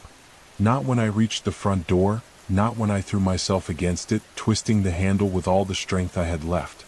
It didn't budge. I slammed my fist against the wood, tears streaming down my face. Let me out. My voice cracked, desperation seeping into every syllable. Please, just let me go. The house laughed. It was a low, guttural sound, echoing from the walls, the floors, the very air around me. The realization hit me like ice in my veins. I was never leaving. This house had no intention of letting me go. I turned, my back pressed against the door. The figures had followed me, standing at the edge of the room, their presence pressing in on me like a weight I couldn't escape. Then one of them stepped forward. It was different from the others. Taller, more defined. I could almost make out features. A mouth stretched into something that might have been a smile, hollow eyes that bored into mine with something like recognition. It raised a hand, beckoning. And I stepped forward. I don't know why. I should have fought. I should have screamed. But there was something about it, something that felt familiar. The whispers faded, replaced by a sound that sent ice through my veins. A voice. My voice. I've been waiting for you. The thing in front of me tilted its head, mimicking my movements. The moment stretched between us, taut and unbreakable. Then before I could react, it lunged. Bang. Cold. Darkness. And then, silence. When I woke, I wasn't in the house anymore. I was outside, standing in the front yard. The sky was gray, the air thick with the scent of damp earth. My hands were clean, my clothes unwrinkled, as if nothing had happened. But the house was different. The windows were dark, lifeless. The front door stood slightly ajar, swinging softly in the breeze. I turned, my pulse pounding in my ears. And that was when I saw it. My reflection. Not in a mirror, not in a window, but standing just a few feet away. It smiled. "Welcome home," it whispered. And then the door slammed shut behind me. I stumbled back, my breath hitching in my throat as I stared at the thing in front of me, my own reflection standing separate from me, grinning with a kind of knowing amusement that made my skin crawl. The wind howled around us, the house groaning like a living thing, but I barely heard it.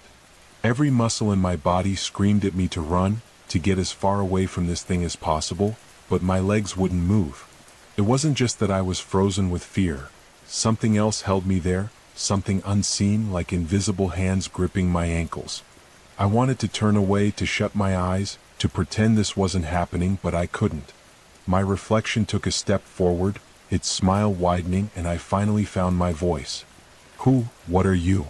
My voice came out barely above a whisper, weak and trembling. The thing that looked like me tilted its head, its movements too fluid, too unnatural, like a puppet with invisible strings. It didn't answer, not at first. Instead, it took another step closer, and with each step, the air around me seemed to thicken, pressing against my chest, making it harder to breathe. "I'm you," it finally said, and the voice, it was my voice, but not. It was hollow, distorted, like an echo in an empty room. "I've always been you." "No," I croaked, shaking my head. "No, you're not." The grin widened until it stretched unnaturally, almost splitting the skin. It stepped even closer, and I could see the details now, the way its skin seemed too smooth, too perfect, like it had been molded from something artificial. The eyes were the worst part, black pits that swallowed the light, empty but aware, watching me with a hunger I didn't understand. "You left me behind," it whispered, and something in its voice shifted. Resentment, accusation. "You tried to run, but you belong here." My heartbeat pounded so loudly I could hear it in my ears. This wasn't real. This couldn't be real. I clenched my fists, trying to steady my breathing. I wasn't going to let this thing, whatever it was, control me. "I don't belong here," I said, forcing steel into my voice. "I'm leaving." The thing, my reflection, laughed. It was a dry, humorless sound, stretching on too long, like a record stuck on a loop. "Leave?" it echoed, shaking its head. "You don't understand, do you?" And then, before I could move, before I could react, it lunged at me. I stumbled back, but the moment it touched me, the world shattered. A searing pain exploded in my skull, and I wasn't outside anymore. I was back inside the house. The walls pulsed, the air thick with the scent of decay.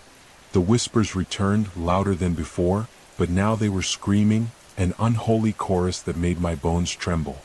I tried to move, to run, but my body wouldn't obey. I looked down, and my hands weren't my hands anymore. They were pale. Too pale. I turned towards a mirror hanging on the wall. My breath caught in my throat. It wasn't me. I was looking at the thing that had been outside, the thing that had my face but wasn't me. And now it was wearing me. "No," I gasped, stepping back, but the reflection mimicked me perfectly, its grin spreading wider and wider until it was a grotesque, nightmarish thing. "You wanted to leave," it whispered, but now the voice was coming from my mouth, from my stolen lips. "And now you have." I turned, my hands shaking, my breath coming in shallow gasps.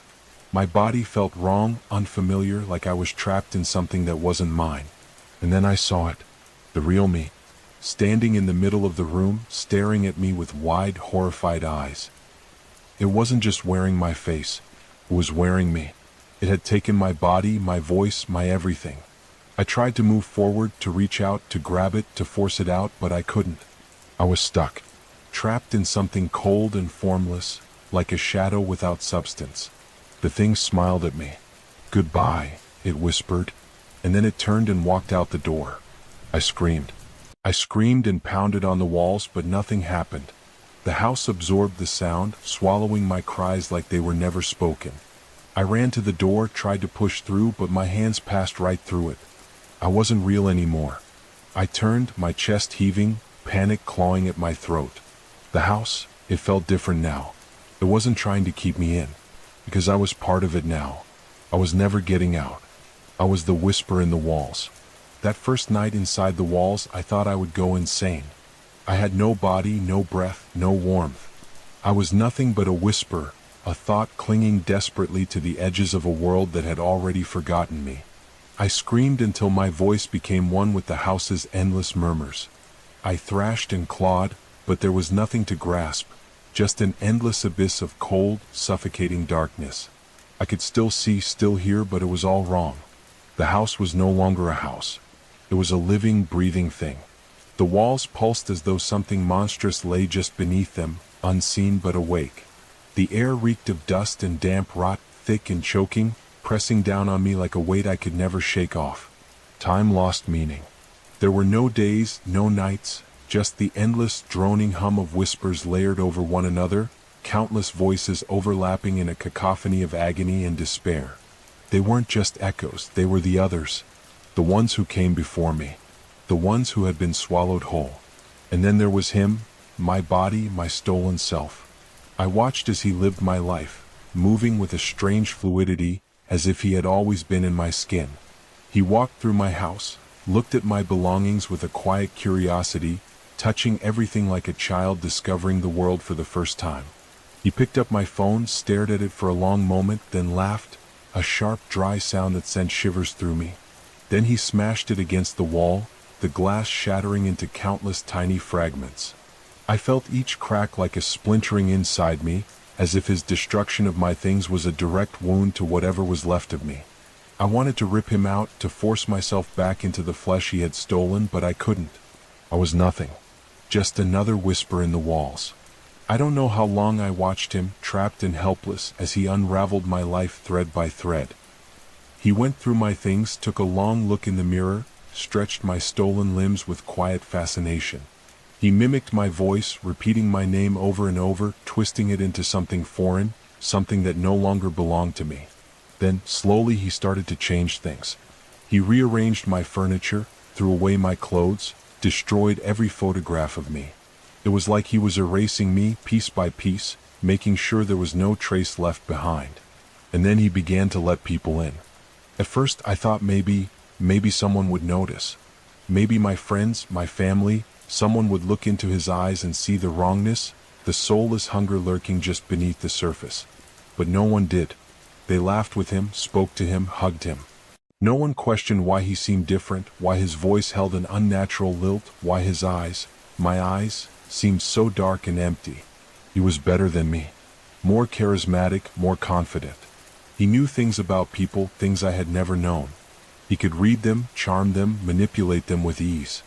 I watched as he slipped into my life so effortlessly that it was like I had never existed at all.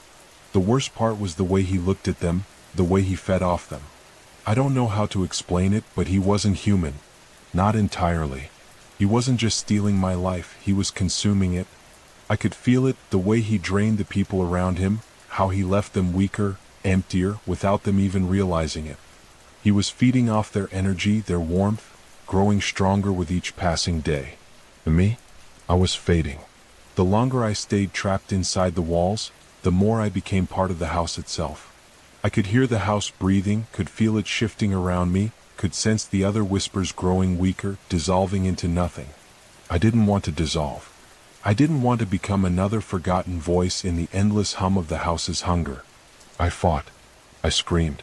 I pushed against the walls, tried to reach out, tried to grasp onto something, anything. And then one night I did. I don't know how it happened, but for the first time since I had been trapped, I touched something real. It was a small thing, barely even noticeable, but as I pushed against the walls, my hand, or whatever I had become, brushed against an old, dusty book on the shelf. The moment I felt it, the whispers around me shrieked in protest. The house didn't want me to touch anything. It wanted me to fade. It wanted me to be silent. But I wasn't going to be silent anymore. I pushed harder, concentrating with everything I had left. The book trembled, then fell from the shelf with a quiet thud. It wasn't much, but it was enough. The thing wearing my skin turned sharply, eyes narrowing as he stared at the fallen book. For the first time he looked uneasy. I wasn't gone yet, and I wasn't going to let him win. I started slow. At first, it took all my strength just to nudge small objects. Papers fluttering off tables, doors creaking slightly, a flicker in the lights. He noticed. I could see the way his expression shifted, the way his grip on my stolen life faltered just for a moment. He knew something was wrong. He just didn't know what. Then I grew stronger. I slammed doors, shattered mirrors, left messages in the dust. He tried to ignore it, but I could feel his unease growing. And then one night I spoke. It wasn't easy. I had no voice, no body, but I pushed, reached into something deep and raw inside me and whispered his name. My name. The sound was faint, barely more than a breath in the wind, but it was enough. He froze, his eyes darting wildly around the room. For the first time, I saw something I had never seen before. Fear. He could pretend all he wanted, but he wasn't me. He would never be me. And he knew it. I pushed harder. The whispers of the others joined me now, rising in a chaotic chorus. The house groaned and shuddered, the walls trembling as if something deep inside them was breaking free. He tried to fight it, tried to hold on to my stolen life, but I wasn't going to let him. Not this time. And then, something cracked. The world tilted. The house shuddered with a violent, deafening roar. I felt myself being pulled, ripped, dragged from the walls and back into something solid, something real. My body. I gasped, my lungs burning as if I had been drowning and had finally surfaced for air. The room spun, my limbs weak and trembling. I looked up.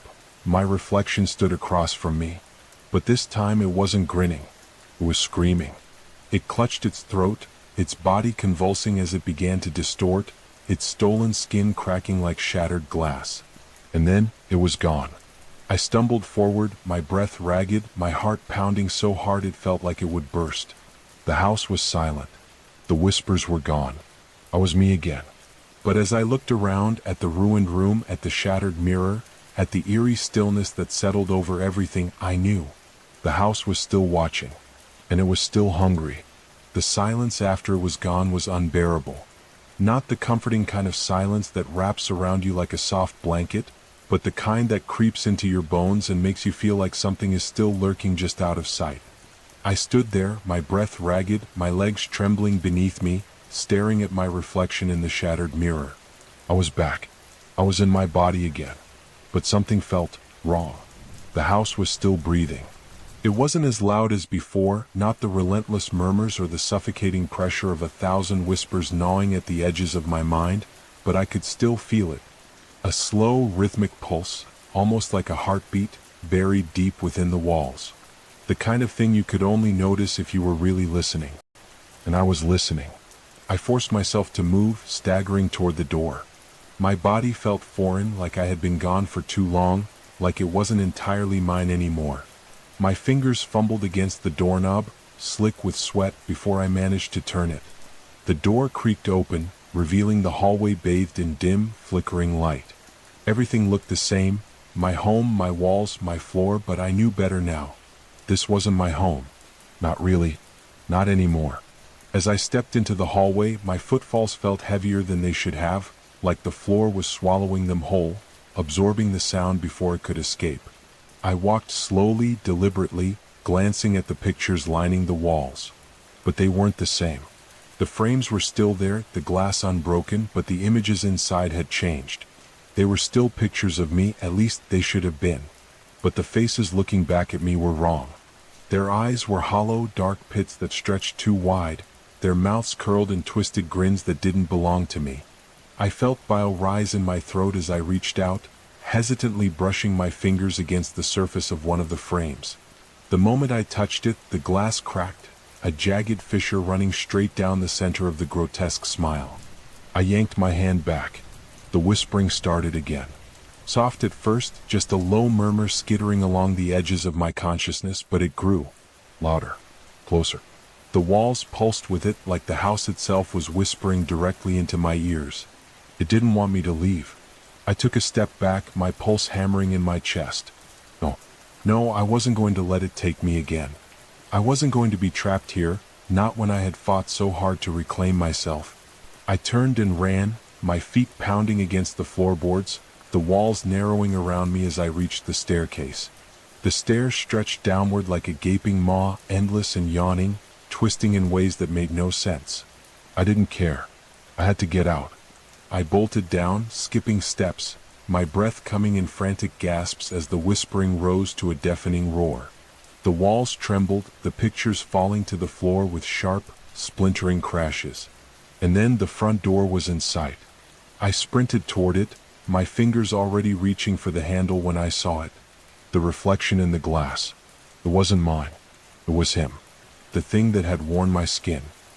His grin was stretched impossibly wide, his head tilted at an unnatural angle, his blackened eyes locked onto mine. And then he moved. Not in the reflection. Behind me. Cold breath slithered against the back of my neck, and I felt the weight of his presence pressing down on me like an anchor dragging me into the abyss. My muscles locked up, every instinct screaming at me to run, but I couldn't. You didn't think it would be that easy, did you? The voice wasn't just in my ears, it was inside me, curling around my thoughts, digging into my mind like sharp, rusted hooks. I clenched my jaw, forced myself to move, to push forward. My fingers fumbled against the lock, my hands trembling as I twisted the knob, yanking the door open with all my strength. Cold air slammed against me like a tidal wave, and I stumbled forward, barely managing to keep my balance as I stumbled onto the porch. The moment my feet hit the ground outside, the world shifted. The whispering stopped.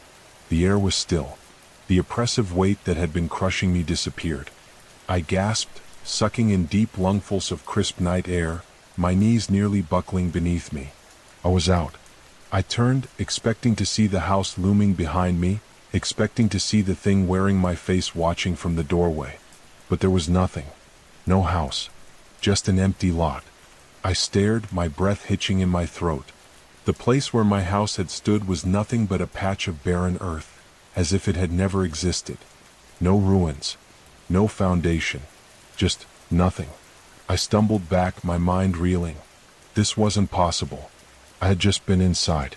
A low chuckle rumbled behind me. I turned sharply, but there was no one there. No one except my own shadow stretching across the ground, longer than it should have been, its edges twisting and writhing like it was alive. I backed away, my pulse hammering in my skull. No, I was out. I was free. The shadow moved. Not with me. On its own. And then, ever so slowly, it smiled. I don't know how long I stood there, frozen in place, staring at the thing that should not have been.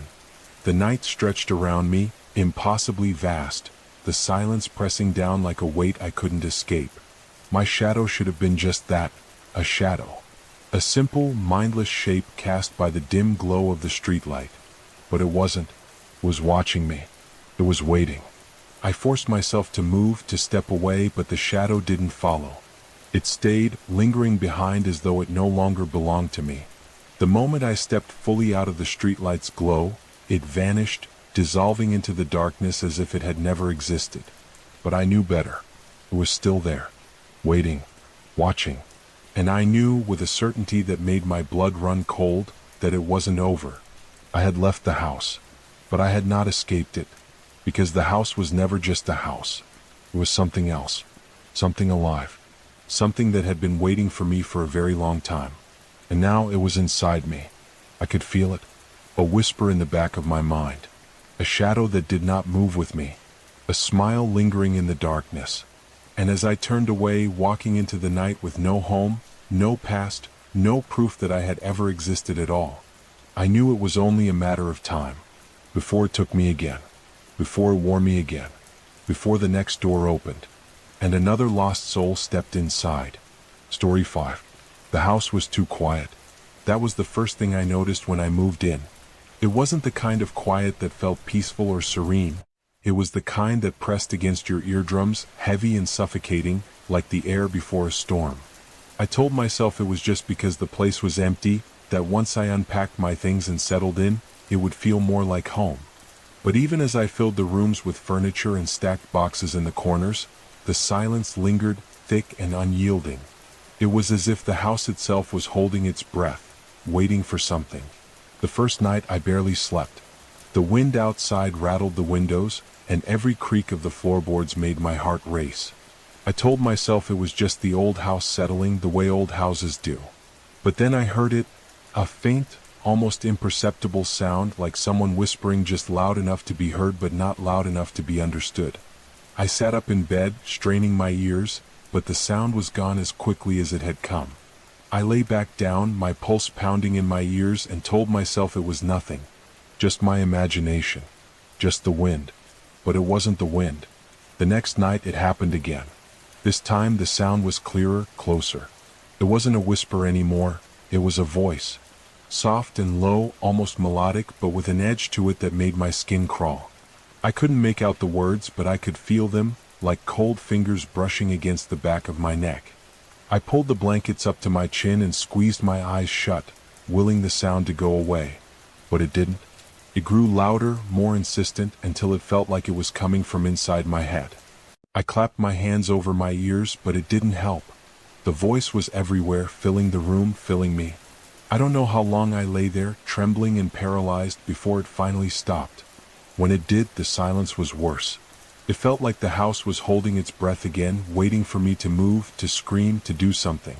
I didn't sleep at all that night. By the third night, I was exhausted. My eyes felt gritty, and my head throbbed with a dull, persistent ache.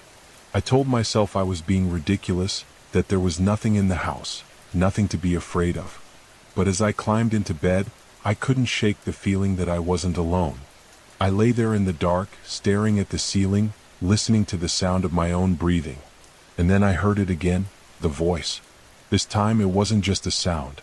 It was a word. My name. I froze, my breath catching in my throat. The voice was coming from the corner of the room, where the shadows were deepest.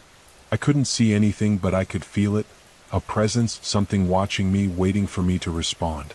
My heart was pounding so hard I thought it might burst out of my chest. I wanted to scream, to run, to do anything, but I couldn't move. I was trapped, pinned to the bed by some invisible force. The voice came again, louder this time, more urgent. It wasn't just saying my name anymore. It was calling me. I don't know how I found the strength to move, but somehow I did. I threw off the blankets and bolted out of bed, stumbling toward the door. My hands were shaking so badly I could barely turn the knob, but I managed to wrench it open and stumble into the hallway. The house was dark, the only light coming from the moon filtering through the windows. I ran down the stairs, my bare feet slapping against the wooden steps, and didn't stop until I was in the kitchen, leaning against the counter, gasping for breath. My heart was still racing and my skin was slick with sweat, but the voice was gone. The house was silent again. I spent the rest of the night on the couch, wrapped in a blanket, staring at the shadows on the walls. I told myself it was just a nightmare, that I had been half asleep and imagined the whole thing. But deep down I knew better. The voice had been real, and it wasn't going to stop. The next morning I tried to convince myself that everything was fine. I made coffee, unpacked a few more boxes, and even opened the windows to let in some fresh air. But the house still felt wrong, like it was watching me, waiting for me to let my guard down. I thought about calling someone, a friend, a family member, anyone, but I didn't know what I would say. Hey, I think my new house is haunted? They'd think I was crazy. Maybe I was. As the day wore on, I started to feel better. The sunlight streaming through the windows made the house feel less oppressive, and the voice seemed like a distant memory. By the time night fell, I had almost convinced myself that it had all been in my head. Almost. I went to bed early, determined to get a good night's sleep. But as soon as I turned off the light, the fear came rushing back. I lay there in the dark, my ears straining for any sound, my body tense and ready to bolt. For a long time there was nothing. Just the sound of my own breathing and the occasional creak of the house settling. And then I heard it. The voice. It was softer this time, almost gentle, but it sent a chill down my spine all the same. It wasn't coming from the corner of the room anymore. It was coming from right beside me, so close I could feel the breath on my ear. I wanted to scream, to run, to do anything, but I couldn't move. I was frozen, paralyzed by fear. The voice whispered my name again, and this time I could feel it, cold, bony fingers brushing against my arm, trailing up to my shoulder. I squeezed my eyes shut, praying for it to stop, for it to go away. But it didn't. The fingers tightened their grip, and the voice grew louder, more insistent. It It wasn't just saying my name anymore. It was telling me something. Something I didn't want to hear. I don't know how long it went on. It felt like hours, but it could have been minutes or even seconds. All I know is that when it finally stopped, I was alone again. The room was silent, the shadows still. But I knew it wasn't over. The voice would be back. And next time it might not let me go. I didn't sleep that night. Or the night after. I spent my days in a fog, jumping at every sound, every shadow. I tried to tell myself it was just my imagination, that there was nothing in the house, nothing to be afraid of. But I knew better. The voice was real. And it wasn't going to stop. Not until it got what it wanted. And then one night it changed. The voice wasn't just calling my name anymore. It was telling me to do something. Something I didn't want to do. Something I couldn't do. But the voice was insistent, relentless. It filled my head, drowning out everything else until it was all I could hear, all I could think about. I tried to resist, to fight it, but it was too strong. It was like a force pulling me, guiding me until I was standing in front of the mirror in the hallway, staring at my own reflection. The voice told me to look closer, to really look, and I did. I leaned in, my face inches from the glass, and that's when I saw it. Something in the reflection that wasn't me. Something dark and twisted, lurking just behind my shoulder. I wanted to turn around to see what it was, but I couldn't move. The voice was in control now, and it wasn't going to let me go. Not until I did what it wanted. I don't know how long I stood there, staring into the mirror, watching as the thing behind me grew closer, more defined. But I know that when it finally reached out, when its cold, bony fingers wrapped around my throat, I didn't fight it. I couldn't. The voice had won. And then, just like that, it was over. The voice was gone, the house was silent, and I was alone again. But I knew it wasn't really over. The voice would be back. And next time, I might not be so lucky. I don't sleep much anymore. I can't. Every time I close my eyes, I hear it, the voice calling my name, telling me to do things I don't want to do. And I know that one day I won't be able to resist. One day the voice will win. And when it does, I don't know what will happen to me. But I do know one thing. I won't be alone anymore. The days blurred together after that night in front of the mirror. Time lost its meaning, and the line between reality and whatever nightmare I was trapped in grew thinner with each passing hour. I stopped eating properly, surviving on coffee and whatever snacks I could grab from the kitchen. My reflection in the mirror became a stranger, pale, hollow-eyed, and haunted. I avoided looking at it as much as I could, but sometimes, out of the corner of my eye, I'd catch a glimpse of something moving behind me. Something that wasn't there when I turned around. The voice didn't come every night, but when it did, it was worse than before. It wasn't just whispering my name anymore. It was speaking in full sentences, telling me things I didn't want to know. Things about the house, about the people who had lived here before me, about the things that had happened within these walls. I tried to block it out, to cover my ears and hum to myself, but it didn't work. The voice wasn't coming from outside me, it was inside my head, echoing in the darkest corners of my mind. One night it told me a story about a family who had lived here decades ago. A mother, a father, and a little girl. They had been happy at first, the voice said, but then something changed. The father started hearing things, seeing things. He became paranoid, convinced that someone, or something, was watching him. He locked the doors and windows, drew the curtains, and refused to let his wife and daughter leave the house. The mother tried to reason with him, but he wouldn't listen. He said the house was protecting them, that it was keeping them safe from the outside world. But the voice told me the truth. The house wasn't protecting them. It was feeding on them. The story didn't end well. The father went mad, the mother disappeared, and the little girl was left alone in the house, waiting for someone to come and save her. But no one ever did. The voice didn't tell me what happened to her, but I could guess. I didn't want to know the details. I didn't want to think about the little girl, alone in the dark, waiting for a rescue that never came. But the voice wouldn't let me forget.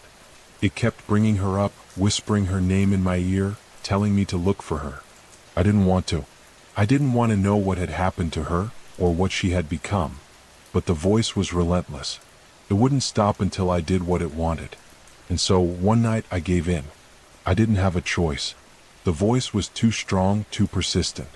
It had worn me down, broken me. I was too tired to fight anymore. I started in the attic. It was the one place in the house I hadn't explored yet, and I had a feeling that was where I would find her. The little girl. The stairs creaked as I climbed them, and the air grew colder with each step. By the time I reached the top, my breath was coming out in white puffs and my fingers were numb. The attic was dark, the only light coming from the flashlight I clutched in my trembling hand.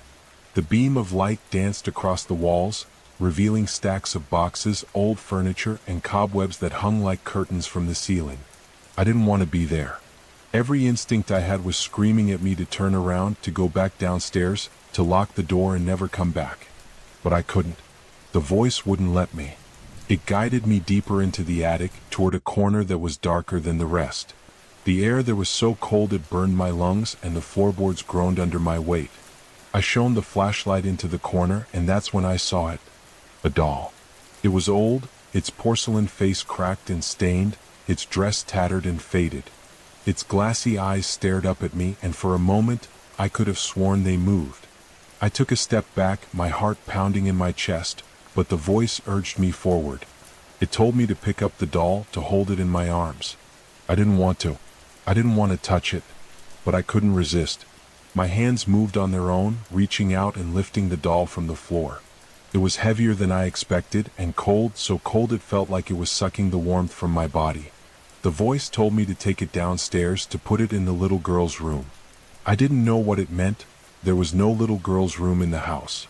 But as I carried the doll down the stairs, I realized I was wrong. There was a room I hadn't noticed before, tucked away at the end of the hallway. The door was slightly ajar, and a faint light spilled out from the crack. I pushed it open with my foot and stepped inside. The room was small, with pink walls and a white crib in the corner. A mobile hung above the crib, its pastel-colored shapes swaying gently in the breeze from the open window. The floor was covered in toys, and a rocking chair sat in the corner, its seat worn from years of use. It looked like a child's room, but it felt wrong. The air was too still, too heavy, and the light from the window was too bright, too artificial.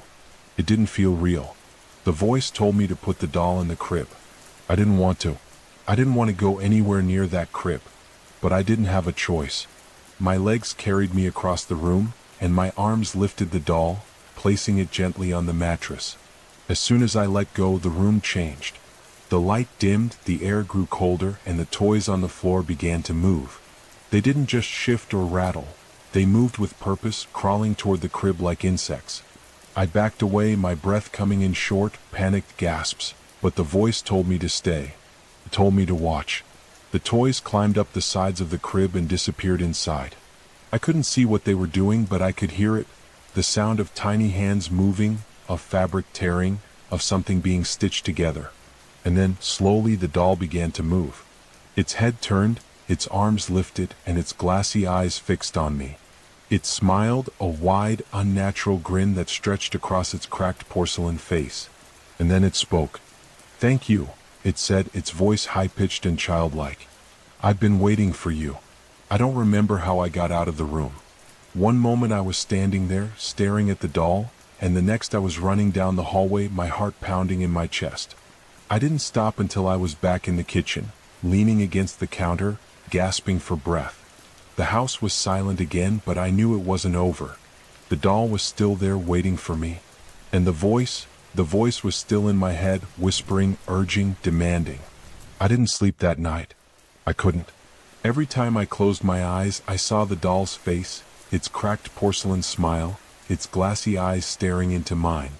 I heard its voice, high-pitched and childlike, thanking me for bringing it back. I didn't know what I had done, but I knew it was bad. I had awakened something that had been sleeping for a long time. And now it was awake, and it wasn't going to let me go. The next few days were a blur. I tried to leave the house, to get away from whatever was happening, but every time I reached for the door, the voice stopped me. It told me I couldn't leave, that I had to stay, that I had a job to do. I didn't know what it meant, but I was too afraid to disobey. So I stayed, wandering the house like a ghost, avoiding the little girl's room in the attic as much as I could.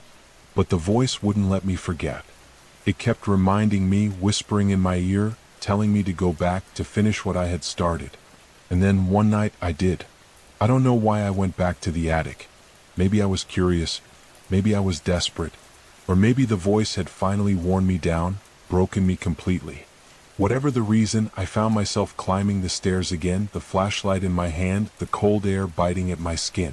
The attic was just as I had left it, dark and cluttered, with the doll sitting in the corner, its glassy eyes staring up at me. The voice told me to pick it up again, to take it back to the little girl's room. I didn't want to. I didn't want to touch it, to feel its cold, heavy weight in my arms. But I didn't have a choice. My hands moved on their own, lifting the doll from the floor and carrying it down the stairs. The little girl's room was waiting for me, the door slightly ajar, the faint light spilling out from the crack. I pushed it open and stepped inside. The room was different this time. The walls were darker, the toys were gone, and the crib was empty. The rocking chair in the corner was moving back and forth, even though no one was sitting in it. The voice told me to put the doll in the crib, so I did. As soon as I let go, the room changed again. The light dimmed, the air grew colder, and the rocking chair stopped moving. And then, slowly, the doll began to change. Its cracked porcelain face smoothed over, its tattered dress became whole, and its glassy eyes grew brighter, more lifelike. It looked like a real child now, a little girl with rosy cheeks and a sweet smile. But there was something wrong with her eyes.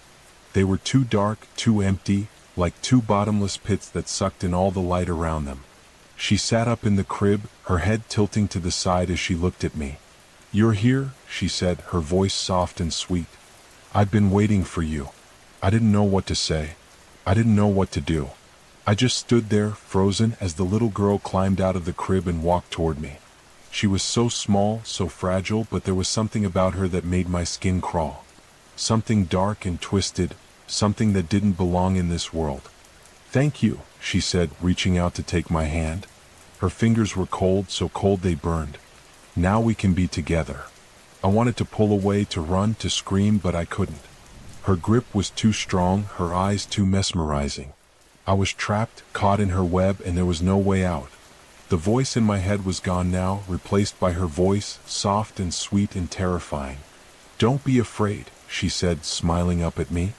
"We're going to have so much fun." And then she led me out of the room, down the hallway, and into the darkness. I didn't know where we were going, but I knew it didn't matter. There was no escape. Not anymore. The house was quiet again, but it wasn't the same kind of quiet as before. It was a waiting quiet, a watching quiet. And I knew deep down that it would never be quiet again. Not as long as I was here. Not as long as we were here. The days that followed were a blur. I moved through the house like a ghost, my body heavy and sluggish, my mind clouded with a fog that wouldn't lift. The little girl was always there, her presence a constant, oppressive weight, her voice whispering in my ear, urging me to do things I didn't want to do. I tried to resist, to fight back, but it was no use. The darkness was too strong, the house too powerful. I was trapped, caught in a web of fear and despair that I couldn't escape. The house itself seemed to change, the walls shifting and warping, the rooms growing larger and smaller, the air growing thicker and heavier. It was like the house was alive, a living, breathing entity that fed on my fear, my despair. And it was growing stronger with every passing day. The little girl's room was always there, waiting for me, the door slightly ajar, the faint light spilling out from the crack. I tried to avoid it, to stay as far away as possible, but it was no use. The little girl always found me, her small hand tugging me along, her dark eyes watching me with a kind of satisfaction that made my stomach churn. And then one night she led me back to the basement. The circle was there again, the symbols glowing faintly in the darkness. The little girl stepped into the circle and turned to look at me, her dark eyes gleaming with something that might have been excitement. "It's time," she said, her voice soft and sweet, but with an edge to it that made my stomach churn. "It's time to finish what we started." I never should have taken that road. It was late, the sky a hollow black, the stars swallowed by thick, unrelenting clouds. My GPS had died hours ago, and the highway signs had become sparse, their lettering faded beyond recognition. The only thing keeping me company was the steady hum of my engine and the occasional rustle of wind through the skeletal trees lining the narrow road. I told myself it was just a detour, a shortcut to save time, but deep down I knew better. There was something wrong about this place. The trees pressed closer, their branches gnarled and reaching like fingers eager to clutch at my car. My headlights barely pierced the darkness, revealing only twisted roots and the occasional glint of something wet on the pavement. The road narrowed further, forcing me to slow down. My knuckles were white against the steering wheel, my breath shallow. I wasn't sure when the silence had grown so absolute. No crickets, no wind, just the sound of my own breathing and the distant ticking of the engine. Then I saw it, a shape in the distance, standing in the middle of the road. At first I thought it was a deer, but as I got closer, the silhouette sharpened into something human. A woman. She stood motionless, her head tilted slightly, watching me. My foot hesitated over the brake, my instinct screaming at me to turn around, but there was nowhere to go. The road was too narrow and the forest too dense. I had no choice but to stop. As my car rolled to a halt, my headlights flooded her with light.